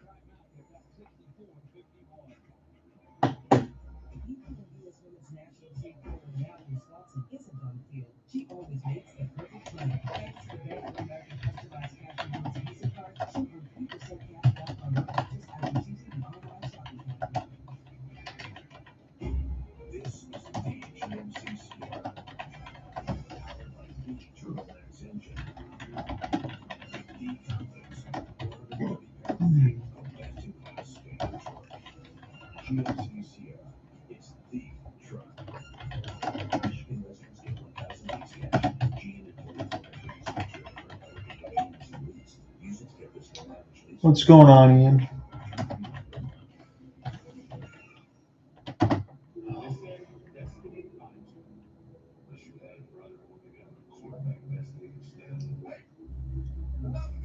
You can't ruin my destiny, Peyton. Not this time. Good day to you, Mr. Alt. How are you doing, my friend? It's been a while. It has been a while. I'm surprised. I thought you would have been covering the Red Wings tonight. I'm going to do that on Thursday. I wanted to give the Pistons one look because I think they deserve a little respect from me for once. All righty. I'm not expecting the Pistons to get the W by any means, but I wanted to see what they would look like, especially with the Cavs on a 3-game losing streak. The Cavs have played well. They've lost all their games by maybe a couple of baskets at most. But what I'm seeing from this Cleveland team, Ian, is a defensive stoutness and an ability to score in the paint when they need to get baskets. Because right now, Cleveland's shooting 4 of 26 from 3, but hasn't mattered because Jarrett Allen is there to clean up any mess they have and anything inside. That's about right. Yeah, the Pistons are now all about that, having a great day to clean up the mess. Yeah, they used to know about that. They got Jalen Duren now. Again, Andre Drummond wasn't very successful during that time, but bigs are important, and we'll see if the Pistons can do anything to kind of get closer. I'll monitor the Red Wings score. I'll monitor some of the stuff. I bet you were happy the other night with the Chiefs alongside Alec. I saw he was doing the broadcast. Yeah, it was, I tell you, man, it was a roller coaster. It really was, but when you have somebody as good as Patrick Mahomes, I mean, the three-peat's certainly possible. I think it's already going to happen in 2 weeks. I don't even think you need to play the game. You're going to have to officially, but I think it'll be done. Yeah. Well, it wasn't easy. No, it wasn't. The Bills are a pretty good football team, and it was probably one of the ones that we knew was going to be a good matchup. And I actually watched most of that game. I enjoyed what I saw of it. It was pretty good back and forth. So George Niang missed his three, and now Tobias Harris. Again, I thought he might miss the game because of the concussion off the Paulo Banchero hit, but he missed the mid-range. Now Ty Jerome gets some spot in Niang now for the right wing three, too short. As this will be an opportunity for Marcus Sasser. Hasn't played a ton of minutes, but he scored when he's been out there, and he missed the top of the key three. So we're just exchanging misses all over the place here right now from this TV timeout with 6:35 left in the third. Cavs up 64-51 on Detroit. And this is Niang off the glass. That's Jerome, knocks it down. 66-51. This Ty Jerome helps the Cavs to a 9-2 run off the last 4:30. Jalen Duren tries to get right to the rim. He goes circus around Allen to draw the foul. Again, the one thing I've noted throughout this broadcast for anyone else that's joining in late is in between Mobley and Allen, they do not bite on any shot fakes. All they have to do is put hands up. You got two 7-footers that are athletic and can move, and Jalen Duren's got to go to the line to shoot a pair.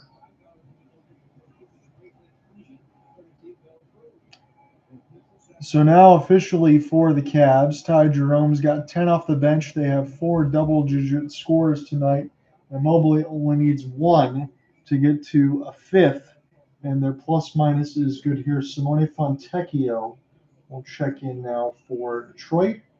Again, for Fontecchio, the player from the Utah Jazz, he was closer to a 40% three-point shooter last year. He has not been anywhere near that, about 26% now. They need his points and production that he can provide. Jalen Duren missed the first, and he missed the second, so can't get anything from the line for Detroit there. And now Darius Garland will get this one to Allen. Inside pass. We'll see if it's last touched by anybody, but the refs say no. Both teams do not have any challenges remaining. They both expunged those from the first and second quarter, so we just continue to press on. 10-game winning streak for the Cavs against the Pistons. Point differential has been better at 13.5. Merrill has the double on Cade. He goes behind his back. Couple of up fakes, and he lays it in off the glass. Every time Cade touches the ball, anywhere between the basket, it's a double or triple. And he's been forced to have to take some tough shots, and you expect it in between Kenny Atkinson's squad. Ty Jerome. Little no-look to Niang. Against Simone, didn't even want to guard him there, and I think might have been a shovel of the feet there for George Niang, so that's a travel. It'll be Pistons ball. 66-53 as we get some changes on the floor. The Spider going to get checked back in for Cleveland. I just want to make a quick update. Your Detroit Red Wings have scored, and it is a first goal of the season for, is that Elder Soderblom? Yeah, that is the older brother of the goaltender of the Chicago Blackhawks, the 6'8" man. So that is good to see the Red Wings take the lead. That is 3 straight goals for them. I appreciate that, Ian. Jarrett Allen trying to dunk this one off the steal. They try to throw it inside. Malik Beasley to Jalen Duren, and Jarrett Allen will go to the line again to shoot 2. Good defense there for Cade nonetheless, just to get a hand in the way, but they're going to have to pick up a foul there, no problem. So that is with 1:08 left in the second. Honestly, makes me wish I was covering the Red Wings game for a moment, but I will be covering them Thursday against the Edmonton Oilers. We'll be staying up late this week in between Edmonton and then Calgary on Saturday when Cooper Hopkins will join me for that one. Hopefully, 5:14 left to go in the third. Well, at least you're getting some entertainment. Meanwhile, the St. Louis Blues are kind of pathetic. St. Louis and Vancouver, if I had, I know between you, Ian, but if I had to ask Cooper who would rather win that one, I don't know what to say because both Vancouver and St. Louis are on Calgary's heels. But St. Louis needs that win a little bit more. Yeah, I would rather them just blow it up. I mean, they can because they've got massive contracts to Right. a lot of their core players who aren't performing well. Saying are performing all they want. They have two big anchor contracts in underperforming defensemen. That's the thing that makes it very difficult. Ty Jerome's going to step into a 3 and miss. Jarrett Allen goes all the way over off the camera shot to save it, but he throws it right to the Pistons, and they'll get a chance to start again. So 4:10 left in the third. Lob attempt pass. Simone Fontecchio shoot the 3, but I think we'll get a foul before the shot. This will be Detroit's ball nonetheless. 4:11 left in the third. So I know Ian gave me the update here. I'm just going to go across and click on the board anyway, as it's 3-2. It's the end of 2 now officially for Detroit. It is Elmer Soderblom with his first from Fisher and Albert Johansson, as it's a 3-2 score line. 14 of 16 from Talbot, 15 of 18 from Kemper. I know the Kings have been losing some games of late, but they're still 26, 14, and 6. Sasser. Now Malik Beasley, shot clock to 10. Isaiah Stewart checked in. Fontecchio 3. It's a good look at it, but he couldn't hit it. And that's been the story of the season for him.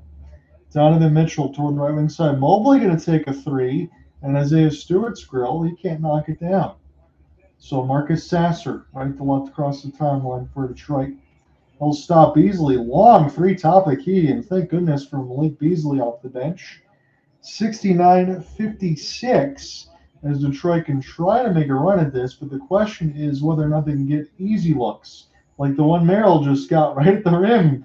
He lays it right in, a little red carpet there for Cleveland. That is not acceptable. Here's a touch pass. Isaiah Stewart now on top of the key. He's got Mobley in his grill. Isaiah Stewart normally doesn't put the ball on the floor, and that's why. Gets picked off by Merrill. Merrill now off the jump stop. Niang wide open in transition and hits the 3. That's a very poor possession for Isaiah Stewart, and he pretty much gives up a 5-point swing there off the layup and a Niang 3. Timeout JB, as we're getting close to ending the third, and the Cavs are putting a whooping on Detroit.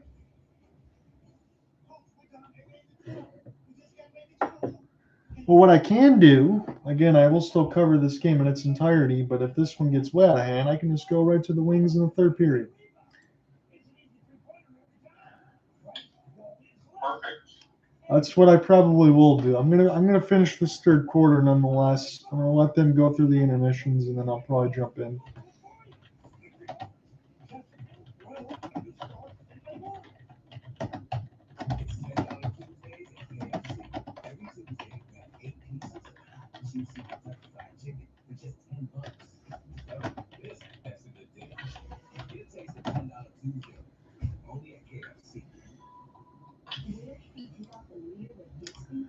So Vancouver's lead is Dose on the Blues. It's Connor Garland with a pair of goals. That's the latest one on the power play from Besser and Miller. In between Elias Pettersson and JT Miller, who's the one that goes is the question. I know we still got a little while before the deadline, but that seems to be all the talk right now.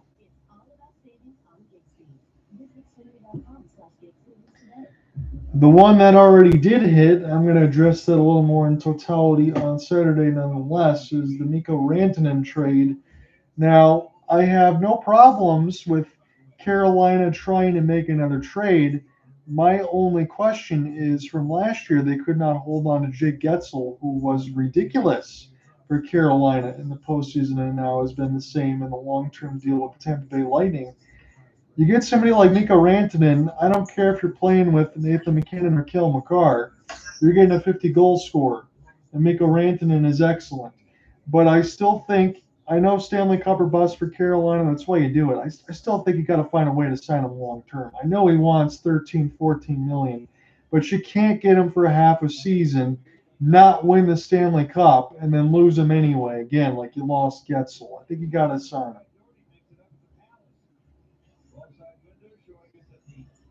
Yeah. So on this date, and they're showing this on FanDuel Sports Detroit, I mean, this is 2 years even before my time, Bill Laimbeer and Brad Daugherty fight at the Palace, 1989. That's the Bad Boys Pistons against the Cleveland team alongside Craig Elo and some of those other guys, Mark Price. Brad Daugherty and Mark Price have their jerseys retired at the top at Rocket Mortgage Fieldhouse. And 685 consecutive games for Mr. Bill Laimbeer. He was a tough one, but he could also shoot. He also was a little bit of an irritant, if I say that nicely about Bill Laimbeer. Even for my home team, he was not my favorite player, I'll tell you that. So that's just saying it as clear as I can say it without overstepping. So the Pistons will get another opportunity on the sideline on a bounce, and we'll get a whistle with a push-off against Cleveland. So this will still stay here with 14 seconds on the shot clock. So I think we're getting to the point alongside Ian. I mentioned this.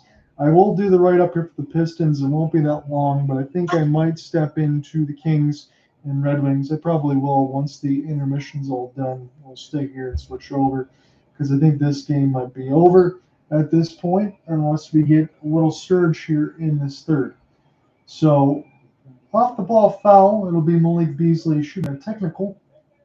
Don't lock it down, and this will be Pistons ball. Jimmy Butler, I saw, was suspended for the third time here for the Heat. When is that trade going to happen? Isaiah Stewart now for Marcus Sasser. Sasser now right wing side. Here's a pass. Hardaway does not shoot the three. He had the space. He leans in for a tougher shot against the Spider and hits it anyway. So that's a three-point play for Detroit. They will take it. 2:35 left to go in the third. As it's Ty Jerome now. Has it at the Cavaliers C. If they still carry that sword logo, that was a good one. Cavs now toward the right side. Niang floater. Missed it off the front of the rim. This is rebounded by Beasley. Pistons have numbers. And Beasley wants to redirect the traffic. Sasser at the logo. Screen from Isaiah Stewart. Sasser puts the ball on the floor and a foul before the shot.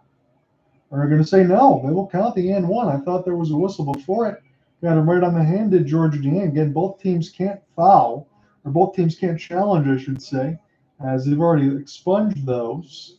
And George Niang is saying why? But I mean, you can't challenge it. He's got his hand in the air, and he's going to get called for a foul nonetheless. So Sasser would go to the line for an and one opportunity. Sasser is one of those guys, if you think about Vinnie Johnson way back in the day, they used to call him the microwave. Sasser can be that. I do think he needs more minutes. He's more of a one-sided offensive game, but this is a very young Pistons team. And we know what they are right now. There's still a couple games above 500 on the road. And I mentioned this from the pregame. Again, it was only for a couple of minutes. Pistons are 23-22 on the season. If they lost every single one of their games for the rest of the year, that means 27 in a row, they would still have the same record they had in 21-22 when they finished 23-59. So it's been a remarkable improvement. Mitchell, area code 3, and he hits it. 77-62. He shoots well over 40% from beyond the arc and shows you why.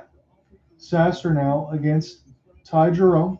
At the top of the key, gets a screen from Stewart, has to back up Hardaway Jr.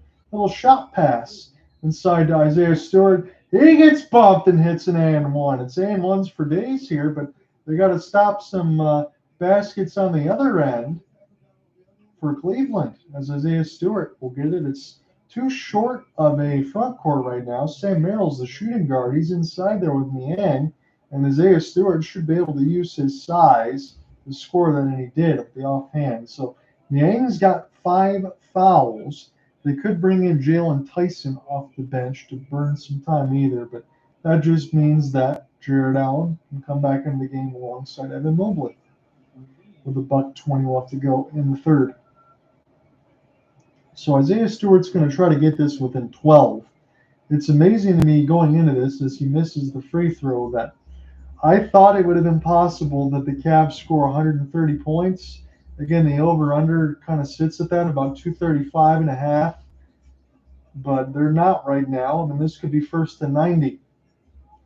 This is an opportunity now. Tyson tried to put the ball on the floor, leaving Merrill for 3. He missed it. and Sasser will get the rebound. This is a big opportunity for Detroit to get a couple of baskets before the third expires.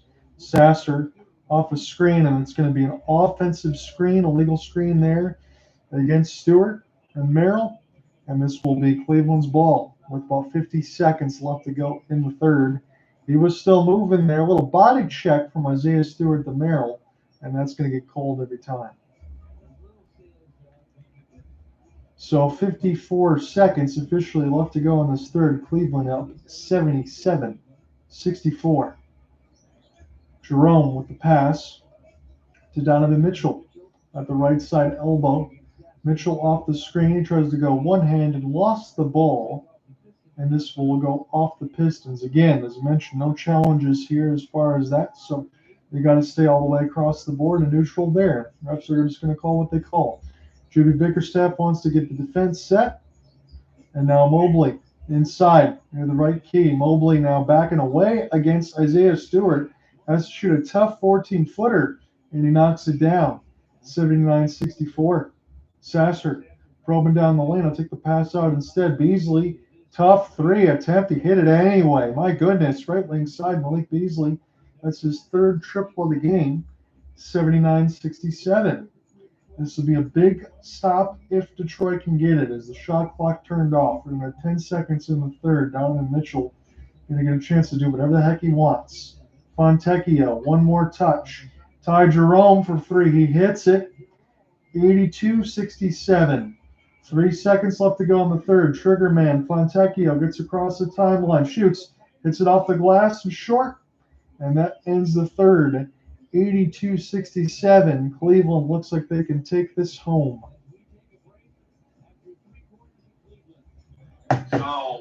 So what's the plan, John?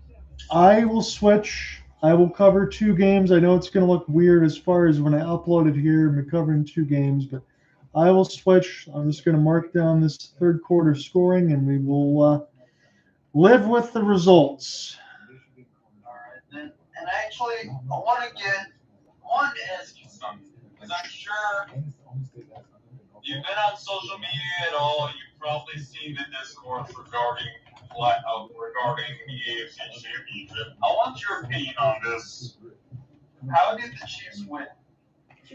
Well, keep in mind, this is from somebody that doesn't watch a lot of NFL or watch a lot of football, but the Chiefs won because they have Patrick Mahomes, and then down the stretch able to get some first downs and win the game and win in the clutch and not make any mistakes. You could talk about the spotting of the ball or whether or not it should be microchipped and this and that. I do think the NFL needs to invest in a little more technology. I mean, for frick's sake, honestly, and they make enough money. There's no reason to not know where the ball is spotted, but the Chiefs are the better team. All right.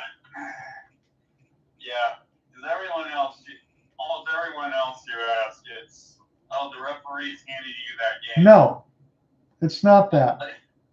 Yeah, I mean, last I checked, just because we stopped Buffalo on 4th down, it didn't mean that the Buffalo defense had to let Patrick Mahomes and the rest of the offense cut through them. Yes. Like a hot knife through butter. Because that's pretty much what happened after that 4th down stop. They marched right into the end zone with barely any resistance. Absolutely. And again, I'm not going to get any argument from me. It's a results business. I don't think there is favoritism. I will say this, and I think you'll agree with me. I do think matchup-wise and ratings-wise, it is helpful because I think a lot of teams do want to watch greatness. People can say that they get tired of it, but I think that those are fair weather fans. I'm looking forward to it, and I do think Mahomes will get his third. My only question is now whether or not Saquon Barkley is going to be able to have that running expedition that he did all over the Commanders against the Chiefs. I do think there's a couple guys on that defense that you know all the names that I don't, that it can put a stop to it. But if Saquon Barkley can do what he's been doing all year, that could make things pretty interesting. Yeah. He's not going to have that easy of a time, but make no mistake about it, we're not going to stop him. He's going to get this. I'm with you there. I'm going to split the difference and agree with you. I don't think he goes crazy either, but I think that just really helps the Jalen Hurts and everybody else. It opens it up for A.J. Brown and everyone to kind of make things where, look, Philadelphia could have, made some changes and say, it didn't work out. I know they moved on from Matt Patricia. Thankfully, I don't know why he would ever be there from a couple of years ago, but all they really needed to do was make a couple changes and bring in somebody like Saquon Barkley. Their team was already good. Yeah.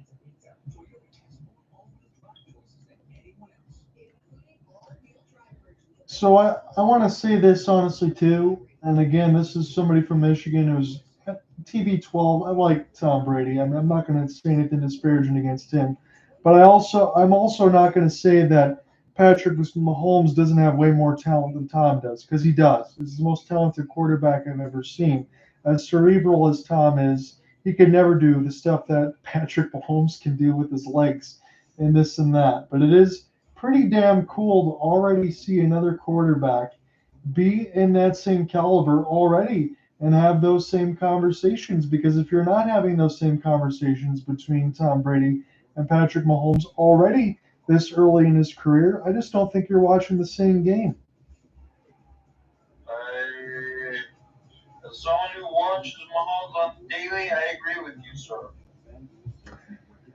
I just have to say it that way. I think he's so fun to watch. There's so many other tools in his toolkit. The Jalen Daniels experience was as painful as it was for me as a Lions fan. I got to be honest. That was pretty damn good to watch him.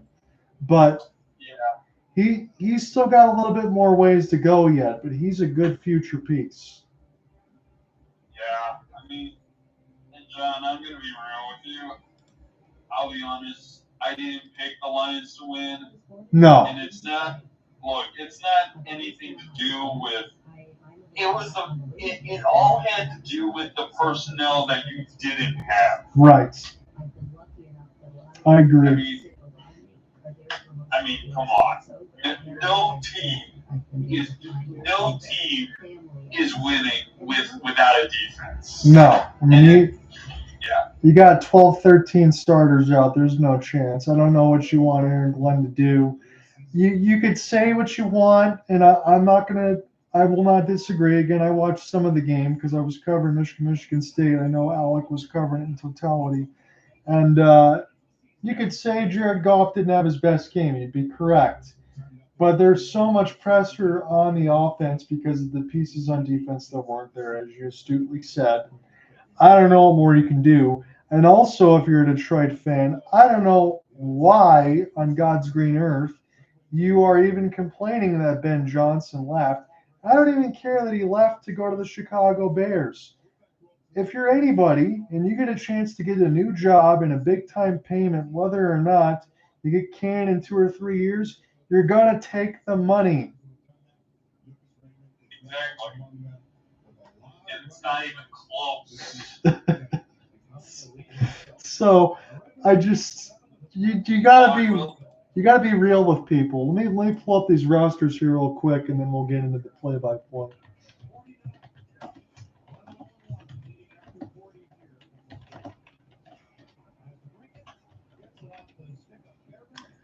So we're going to do something completely different. Again, and it's not that I haven't covered these teams before. I don't normally split in between assignments, but I'm glad it gives the Pistons some time. I do want to really watch this game, though, too, because I am very excited, especially if the Wings can find a way to get a victory without Patrick Kane, Vlad Tarasenko.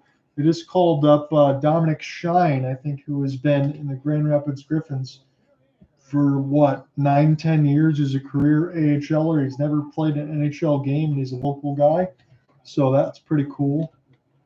And Vancouver just scored another power play goal. 3-0 on the Blues. Hit the big red button. Oh man! So hopefully, at least you can share some of my excitement here if the Red Wings do win this one. There's a long way to go. I appreciate that, Ian. That is what a good friend does, and I would consider you one. So let's get into it here.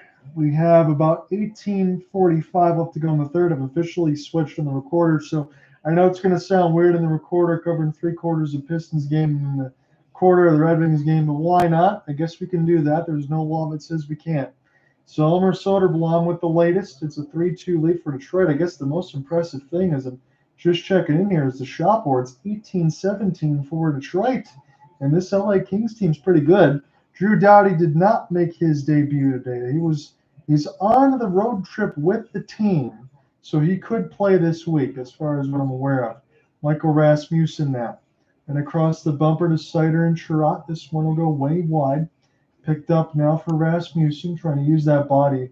His last game against the Tampa Bay Lightning when Detroit won 2-0, it was kind of a dirty play for Nikita Kucherov, I can't lie, on the empty netter when he checked him right into the net.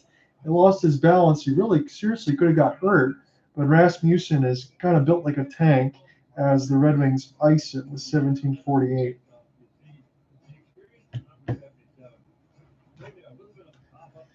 So right now on the first line, just to catch everybody up to speed and myself, it's Kopitar, Turcotte, Kempe, Byfield, Fogle, Moore, Dano, Fiala, Alex Laferriere, Samuel Hellenius, Tanner Janot, and Trevor Lewis.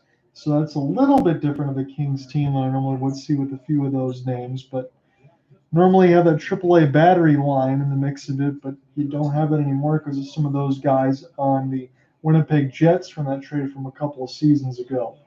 As this is sent up in the air, Soderblom knocks his man down. He might be going right to the box nonetheless, unless we call a hand pass. 17:27, that's what we'll get. As the 6'8" Elmer Soderblom will go to the bench, and Todd McCullen's squad will get some new troops.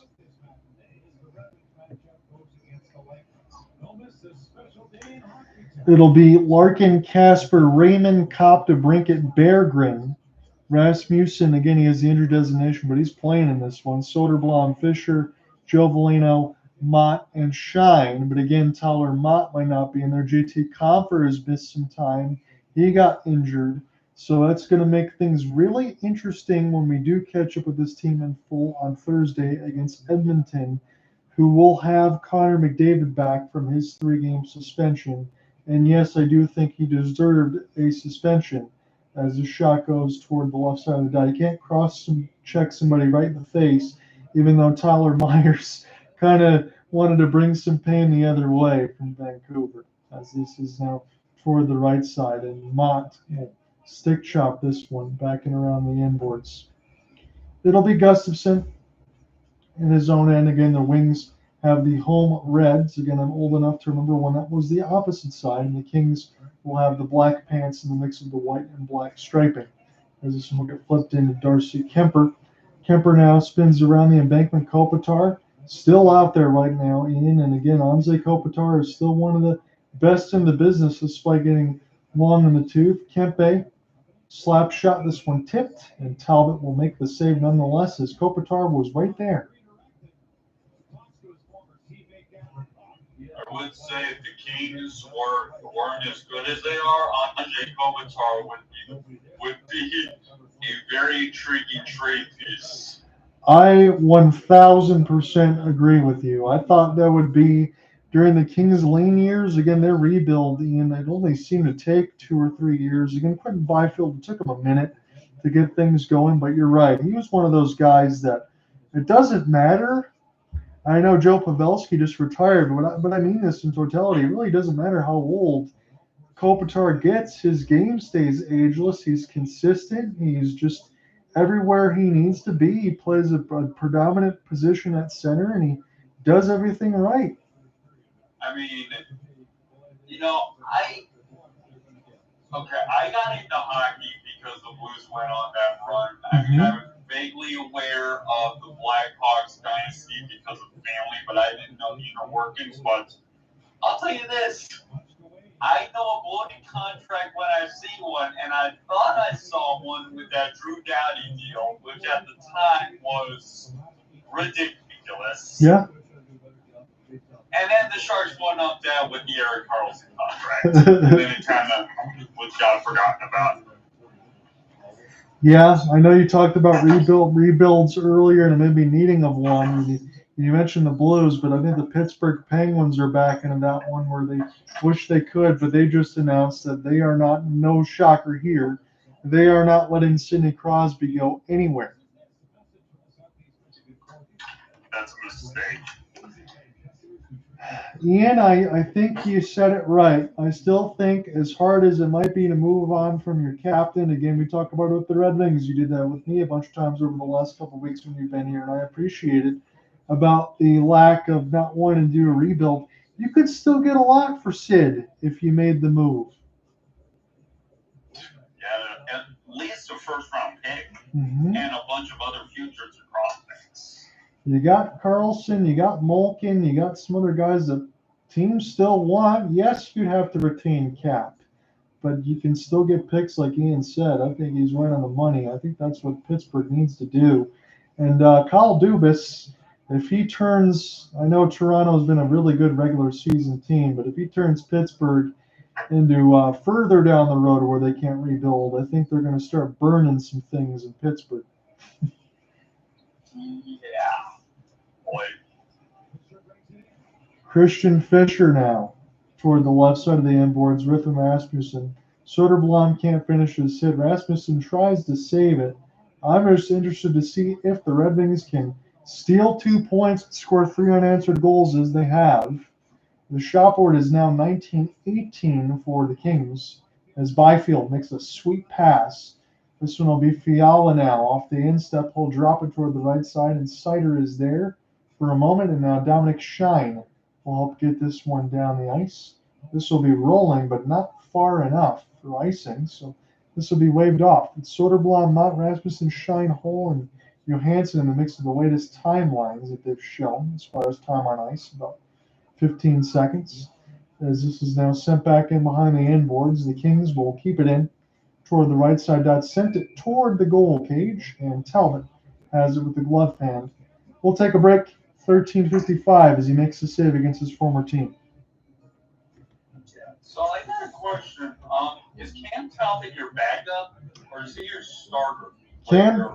Cam Talbot is officially the starter, Ian. He has been pretty good. I would say maybe 1A, 1B with Alex Lyon when he's healthy. Problem is Lyon hasn't been healthy, but Talbot's probably about a 9-15, 9-10 save percentage. He's been good. Yeah, that is good.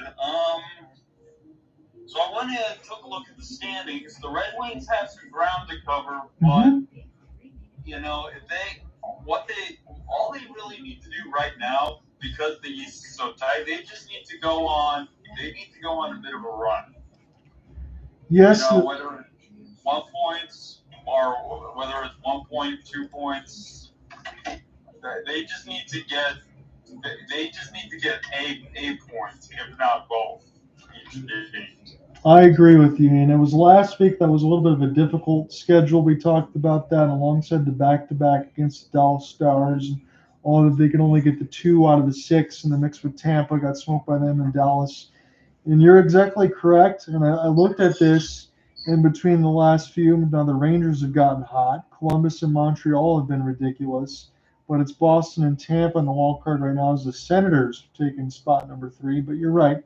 Only a few points out. The problem for Detroit that I saw is the rest of the way. Again, it's Monday, January 27th, but the rest of the way to the end of the season, the Red Wings have the toughest remaining schedule of every team left in the NHL. Yeah, that sounds about right.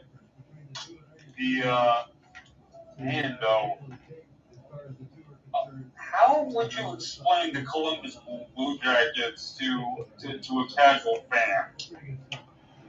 Fast-paced, exciting, scoring, young pieces emerging. That's how I would explain it. I would watch them. You make sure you turn on the TV and watch the Columbus Blue Jackets because they're only getting started. Yeah, and on top of the fact, more than anyone, they got something to play for. Yeah, we talk about that too, Ian, alongside for Johnny Gaudreau and all that stuff too. You got something to play for. Zach Werenski has been out of his mind. They got coaching now, which helps. This might be the best. I'll just say it now. I know they've had Rick Nash, but this will be the best Columbus team they've ever had. I mean, they've never ever been relevant, and I'm not even saying that as a Michigan to Ohio is a shot. And Columbus has always been bottom of the barrel, and they're not now. The only go ahead. I mean, the closest they got was that 1 year that Against Tampa. Was the 1 year that the Senators just completely when the Senators hit the red button and they were able to get Duchesne and Dzingel, and then Bobrovsky was out of his mind. Yeah, you had that too. Bobrovsky was good for some years. You had that bubble in between Tampa and Columbus, which was kind of cool to watch some of that stuff there too. But yeah, I mean, we talk about Columbus. I think their future is very bright. And I will say this in the mix of the East too. I know these teams are tied together and they've been hot lately. Look out for the Montreal Canadiens. I think they're going to be getting out of their rebuild pretty soon. And Lane Hudson's already really good. We've seen him in the mix of it as well. And I'm just happy to see Patrick Laine healthy and playing games. So there's a lot to look forward to between those two. Here's a slap for Larkin. Man, if that didn't bounce off Kopitar, that might have went in the net. As this goes back in behind the end boards, Simon Edvinsson will get there first. Again, good to see him healthy as well. Red Wings defense core could be good. Off the side of the net, Darcy Kemper falls on it. And that almost went in and around Mikey Anderson and Darcy Kemper as players fall on top of each other to get a stoppage at 12:40. You know, it's funny. You mentioned the Montreal Canadiens. You know, they're known for that one year where everything fell into place, except they ran into the Lightning juggernaut. Right. But it's funny because at the time the GM was Mark Bergevin, and he made a number of questionable moves. One move that is still prevalent because I think he's still on the team was when they traded Max Domi to the Blue Jackets for Josh Anderson, I think it was. And someone said, "Whoa, you're trading Domi, a proven goal scorer, and someone who builds chemistry on the team for a guy who arguably had one of his worst seasons last year." And then they said the only way this could have gotten more risky is if you signed him to a long-term extension. Huge 7 years, $38.5 million. You absolutely nailed that one, Ian. I didn't understand it myself. Max Domi was really good in Montreal. I don't know why they ever decided to move on from that. Kevin Fiala, good save there for Talbot with the right pad as we get dangerously close to the halfway marker. Almost feels like I'm calling 2 games after a week in the mix of it, but I don't mind it. Andrew Cup, go ahead and send this one in. But you couldn't be any more right about that. I didn't understand that, but looks like Montreal has recovered for some of those things. Maybe even some of those guys they drafted that they probably shouldn't have, that have gone under scrutiny in some court cases, but I won't get into those, as Justin Hall and toward now for Rasmussen, who gets the steal. Red Wings now can go right to left. Again, this one is at LCA. This will be sent in here. Soderblom trying to find it. So Rasmussen and Soderblom on that same line. That is a lot of size and alongside Christian Fischer. So third line, maybe a checking line. I don't have a lot of those anymore, but that is certainly what I'm seeing.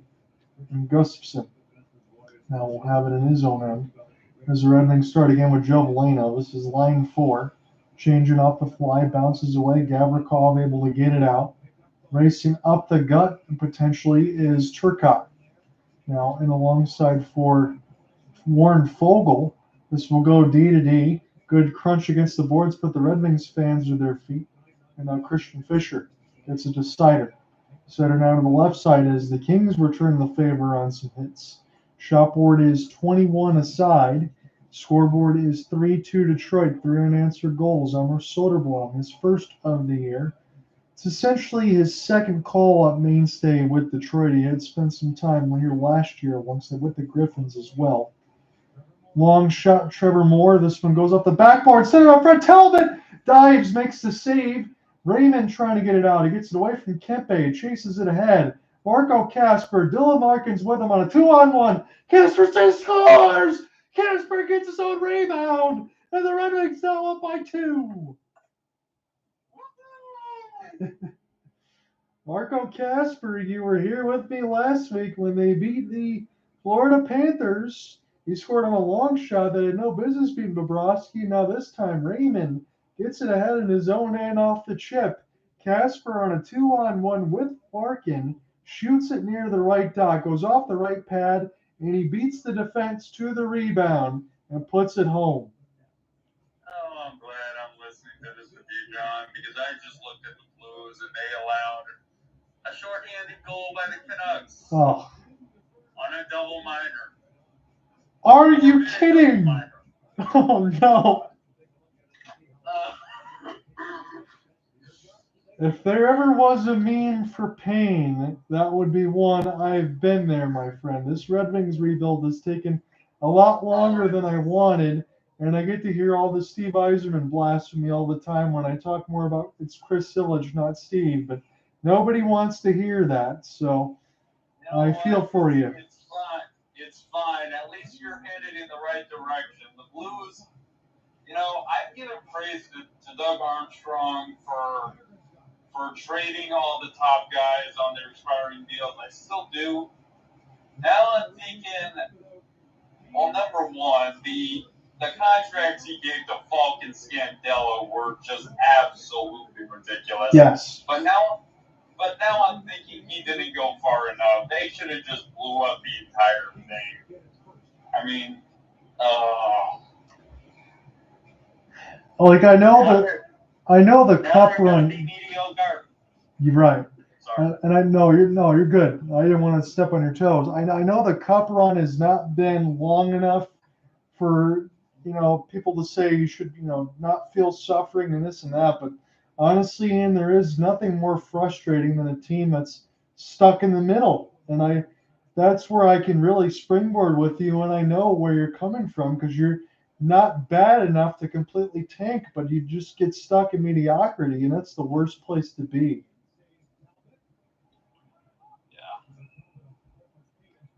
We're getting a whistle here. Not sure why. Go ahead.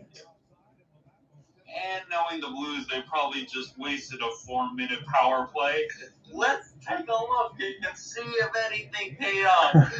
And no, 4-minute power play and you get nothing. You lose. Good day, sir. Yeah, you nailed it there, little Willy Wonka. It's 108-88 is Cavs and Pistons, so I think I made the right call there. I appreciate Ian kind of snapping me out of that because I had to look at the Wings considering what they were doing. I thought about doing it. I just didn't want to cover them 3 times in 1 week.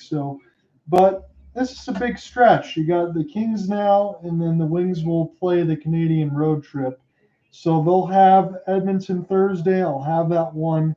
Saturday, I'll be alongside Cooper Hopkins, hopefully, for the Wings and the Flames, who are still holding on to a playoff spot. And then Sunday, I'll be away, but the Wings will play Vancouver and then end the road trip in Seattle. So it's a big stretch for Detroit. They got to get some wins and some points, as Ian mentioned, and see if they can try to make a run in it because they're not that far out of it.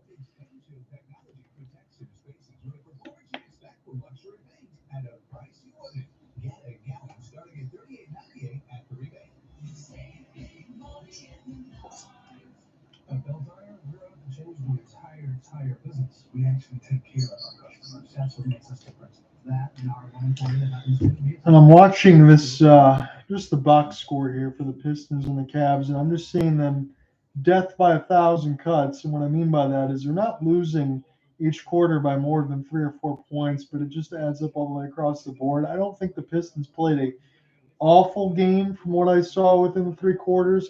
They're just not the Cavs. It's just that's all you can say. They got a much better team. The Cavs will improve to 22-3 at home, and the Pistons will fall to 13-12. They're still above 500 on the road, but they'll be 23-23 on the season.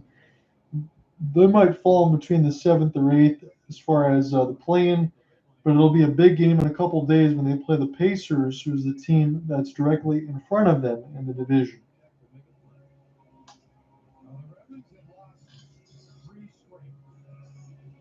Scoring 1 goal in each. So let's check back in the play-by-play. We've got about 8:15 left to go in this third. It's 4 straight goals for Detroit. That makes me happy considering the Wings had lost a few games in a row here, kind of like how Cleveland was trying to get through their 3-game losing streak. The Red Wings trying to clear theirs as well. It looks like they are 8 minutes away from doing so, but this Kings team is very good.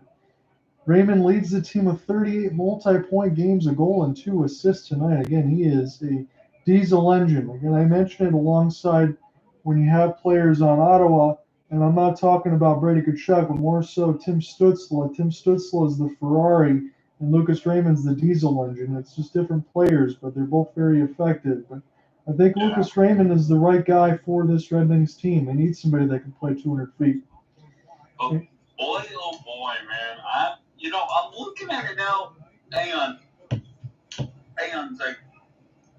Alex DeBrincat has 21 goals this season. He's starting to perk up a little bit here, Ian, and it's good balanced scoring for Detroit this year. I mean, I know he's been an average goal scorer, and I know he slumped a little bit once he left Chicago, but wow. Yeah, he's perked up a little bit more. Again, I think last year the Wings fans probably expected more. I think Alex DeBrincat is usually a lock in for about 30, 35 goals a year when he's rolling right. And Yzerman got him, I think, on a pretty good deal. They were able to sign him essentially not long-term, but long enough for 3 or 4 years where it makes sense. You bring Kane in there, who played well of late. I know he's on retroactive IR now, but in between Raymond, Larkin, and DeBrincat, those are probably 3 30-goal scorers. I know it's not 50 and 60, but it's good balance in your lineup, and I think it helps. Yeah, you guys will get the 50, 60 goal scorer once you're ready to truly compete for a cup. I'm glad to hear you say that, Ian, because I feel like you're one of the only ones I can count on that still believes. Ooh, big hit. Ben Sherrod just cleaned out somebody.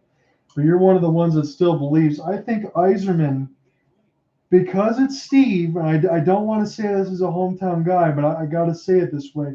Because it's Steve Yzerman, I think he's going to be able to pull one rabbit out of the hat to get you a franchise player to help move this team along. I'm not sure when it's going to come or how, but I do think he can give me a 50-goal scorer. I agree with you.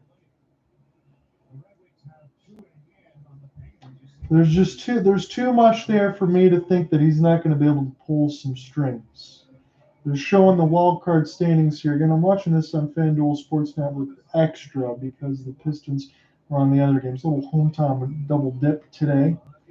Dylan Larkin, go ahead. I was going to say, how much cap space are the Red Wings working with? Right now, Ian, they still have about $5 million in cap space. And I know the deals for Comfer, Chirot, Petrie, Hull, all those are kind of bridged. So like little, not a year from now, but 2 years from now, they come off the books, and they're all bridged that way where they don't make a ton of money, but the Wings will have cap space to play with, I would think, for the next 3-4 years, considering. Okay, hear me out. I just said great. Connor McDavid is a Red Wing. Hey, I wouldn't mind it. You know what, honestly, I don't think Mikko Rantanen is going to be able to sign with Carolina. Why not Detroit make a play for Mikko? Go get him. I know he wants $14 million, but he's a 50-goal scorer with a 50-assist man. He's a 100-point player. And on this team, that's another dynamic wing that you can still put. I'm not saying move Raymond down. Raymond's never going to go below a second line, and neither would Dylan Larkin, but that's a lot more depth that you can have to help out DeBrincat, Kane. Go get Mikko Rantanen. Go pay the $14 million. Sure, why not? Just go ahead. You said it. They're going to have enough cap space. That's the guy I want. Like, I know we can talk about Connor McDavid, and I agree with you whether or not it's a pipe dream and this and that, but what happened with Juan Soto? I mean, I know NHL money and MLB money is not the same, but $14.5, $15 million is pretty much Juan Soto money in NHL terms. And you don't get guys like that in free agency very often. I think it makes perfect sense, and I hope Steve pulls the trigger. I know every other team in the NHL wants him. And I know Nathan McKinnon was hurt and Cale Makar was hurt that he's gone. Quite frankly, I'm sure they were shocked that he was gone. Because you're never going to get. I think Marty Natchez is a good player, Ian, but you're never going to get the value that Mikko Rantanen is. I know they're saving dollars. I know in the future they also have to pay Cale Makar. He's going to make $14 million. Who would you rather have, Makar or Rantanen? You already got McKinnon. I know the answer is Makar, but it's a tough call. It is. You know what? I mean, yeah, let's face it, Colorado is never going to be able to retain And shame on the fans, too, for Colorado. I'm going to say this as the Red Wings go to a power play. Shame on the fans for saying that Nathan McKinnon, Cale Makar, and Mikko Rantanen should only be making $10 million. That would be such a luxury for Colorado for them to say, hey, I'm going to take less. But even though we got 3 franchise players on our team, for them to not get paid as they should get paid, come on now. Yeah. Oh, and meanwhile, did you see that Logan Thompson signed a 6-year contract with the Caps? I hope he did. I'm glad that's confirmed, Ian, because he's been playing out of his freaking mind and he deserves it. We got 6 years, $35.1 million. That is a good number and a good contract. Wow, what a save for Kemper. That's numbers I think that Logan Thompson's more comfortable with, but I also think that the Caps management is comfortable with. I don't think that's an overpay. Nope. Not at all. That's like sorry, trying to do the math on the fly. Let me ask you this, Ian, while we're talking about this. The Red Wings are on a power play. How stupid do you think, and I have to say it this way, I apologize, because Vegas is incredible anyway, but how stupid do you think Vegas looks at getting rid of Logan Thompson? I know Aiden Hill got get them a cup, but I felt like Logan Thompson was kind of considered the odd man out. Logan Thompson was really good. Well, see, here's the thing about that. I don't know what all went into that. Mm-hmm. My guess is maybe they were hoping for a return of Robin Lehner. Maybe. I mean, they had already signed him to a pretty lucrative contract. Right? Yes. So maybe they were hoping for the best with him, but that didn't happen. And truth be told, I mean, yeah, in hindsight, sure. Well, was Logan Thompson playing the way he's playing with the Knights to justify bringing him back at an exorbitant price? I don't know if the Knights could bring him back to the number that the Caps just gave him. I'll give you that. Yeah, because the number the Caps just gave him is just a little over 5.8 per year. That's for a starting goaltender. Yeah. That's pretty much what they paid Darcy Kemper, who's now with the Kings. So, yeah. I mean, and you made a great point, Ian, because, again, all the IR stuff, you could say what you want about Mark Stone and this, and he's a great player. You guys on IR, stuff happens. You get salary cap circumvention in the playoffs because there is no cap. I don't think the Vegas Golden Knights could have afforded it either, but I still feel like, man, that's a little bit of a sting because Logan Thompson was very good in Vegas. He wasn't ever this lights out, but he was already a goaltender that was .915, .920, and he already won rookie of the, not rookie of the year, but he was a top vote getter for Vegas when they were still doing all-star games in the first half of the season before he got hurt. I know Caps have made a lot of changes, but Logan Thompson's been terrific. I'm still surprised he's not on Four Nations face-off for Team Canada.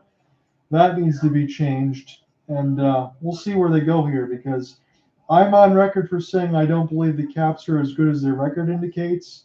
That puts me in crazy land because they've only lost about 10 games, but Logan Thompson's a huge part of that. I will say that I big reason the Cavs are doing so well is because, well, it's obvious to say it's because of Logan Thompson, but it's also the fact that, okay, say the Cavs still have the offensive output they have and the defensive players they have. Right. The fact of the matter is, Logan Thompson is what? First in save percentage or real close? Yeah. Yeah.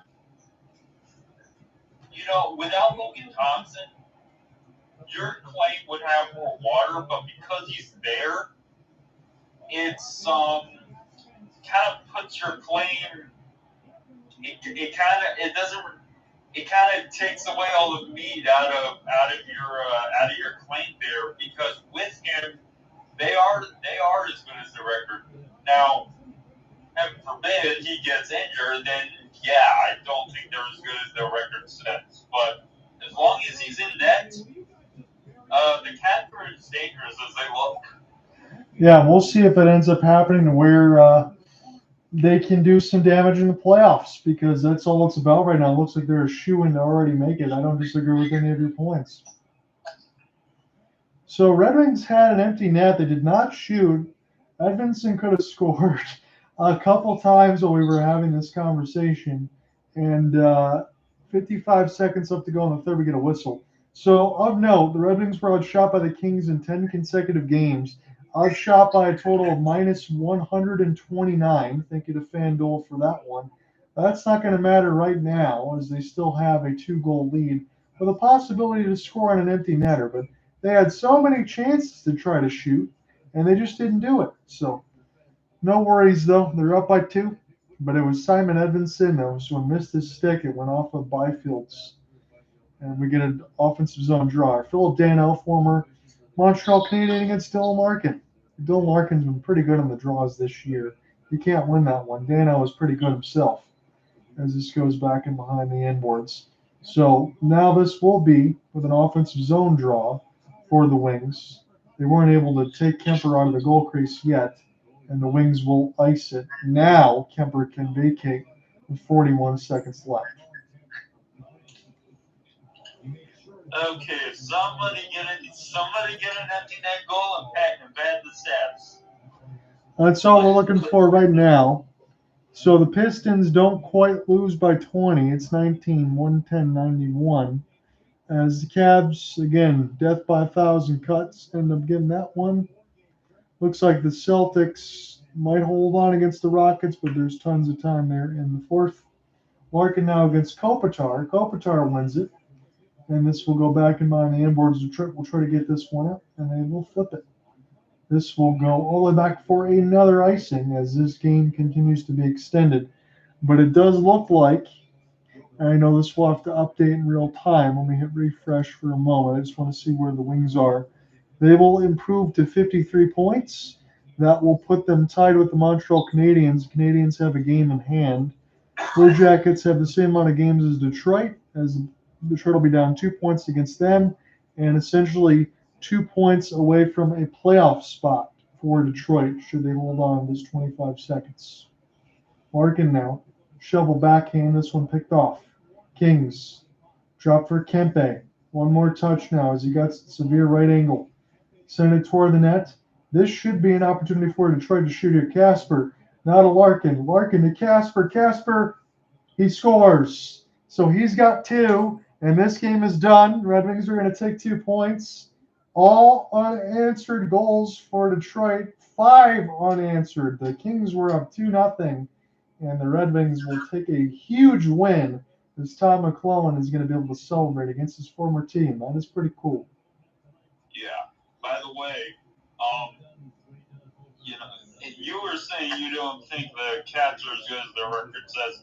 I went on record saying that about a different team, and not trying to one-up you on your broadcast, but I think my fraudulent claim is a little bit more water. I said that I don't trust the Toronto Maple Leafs to continue, and so far, I am not impressed. I mean, when you got Steve Dangle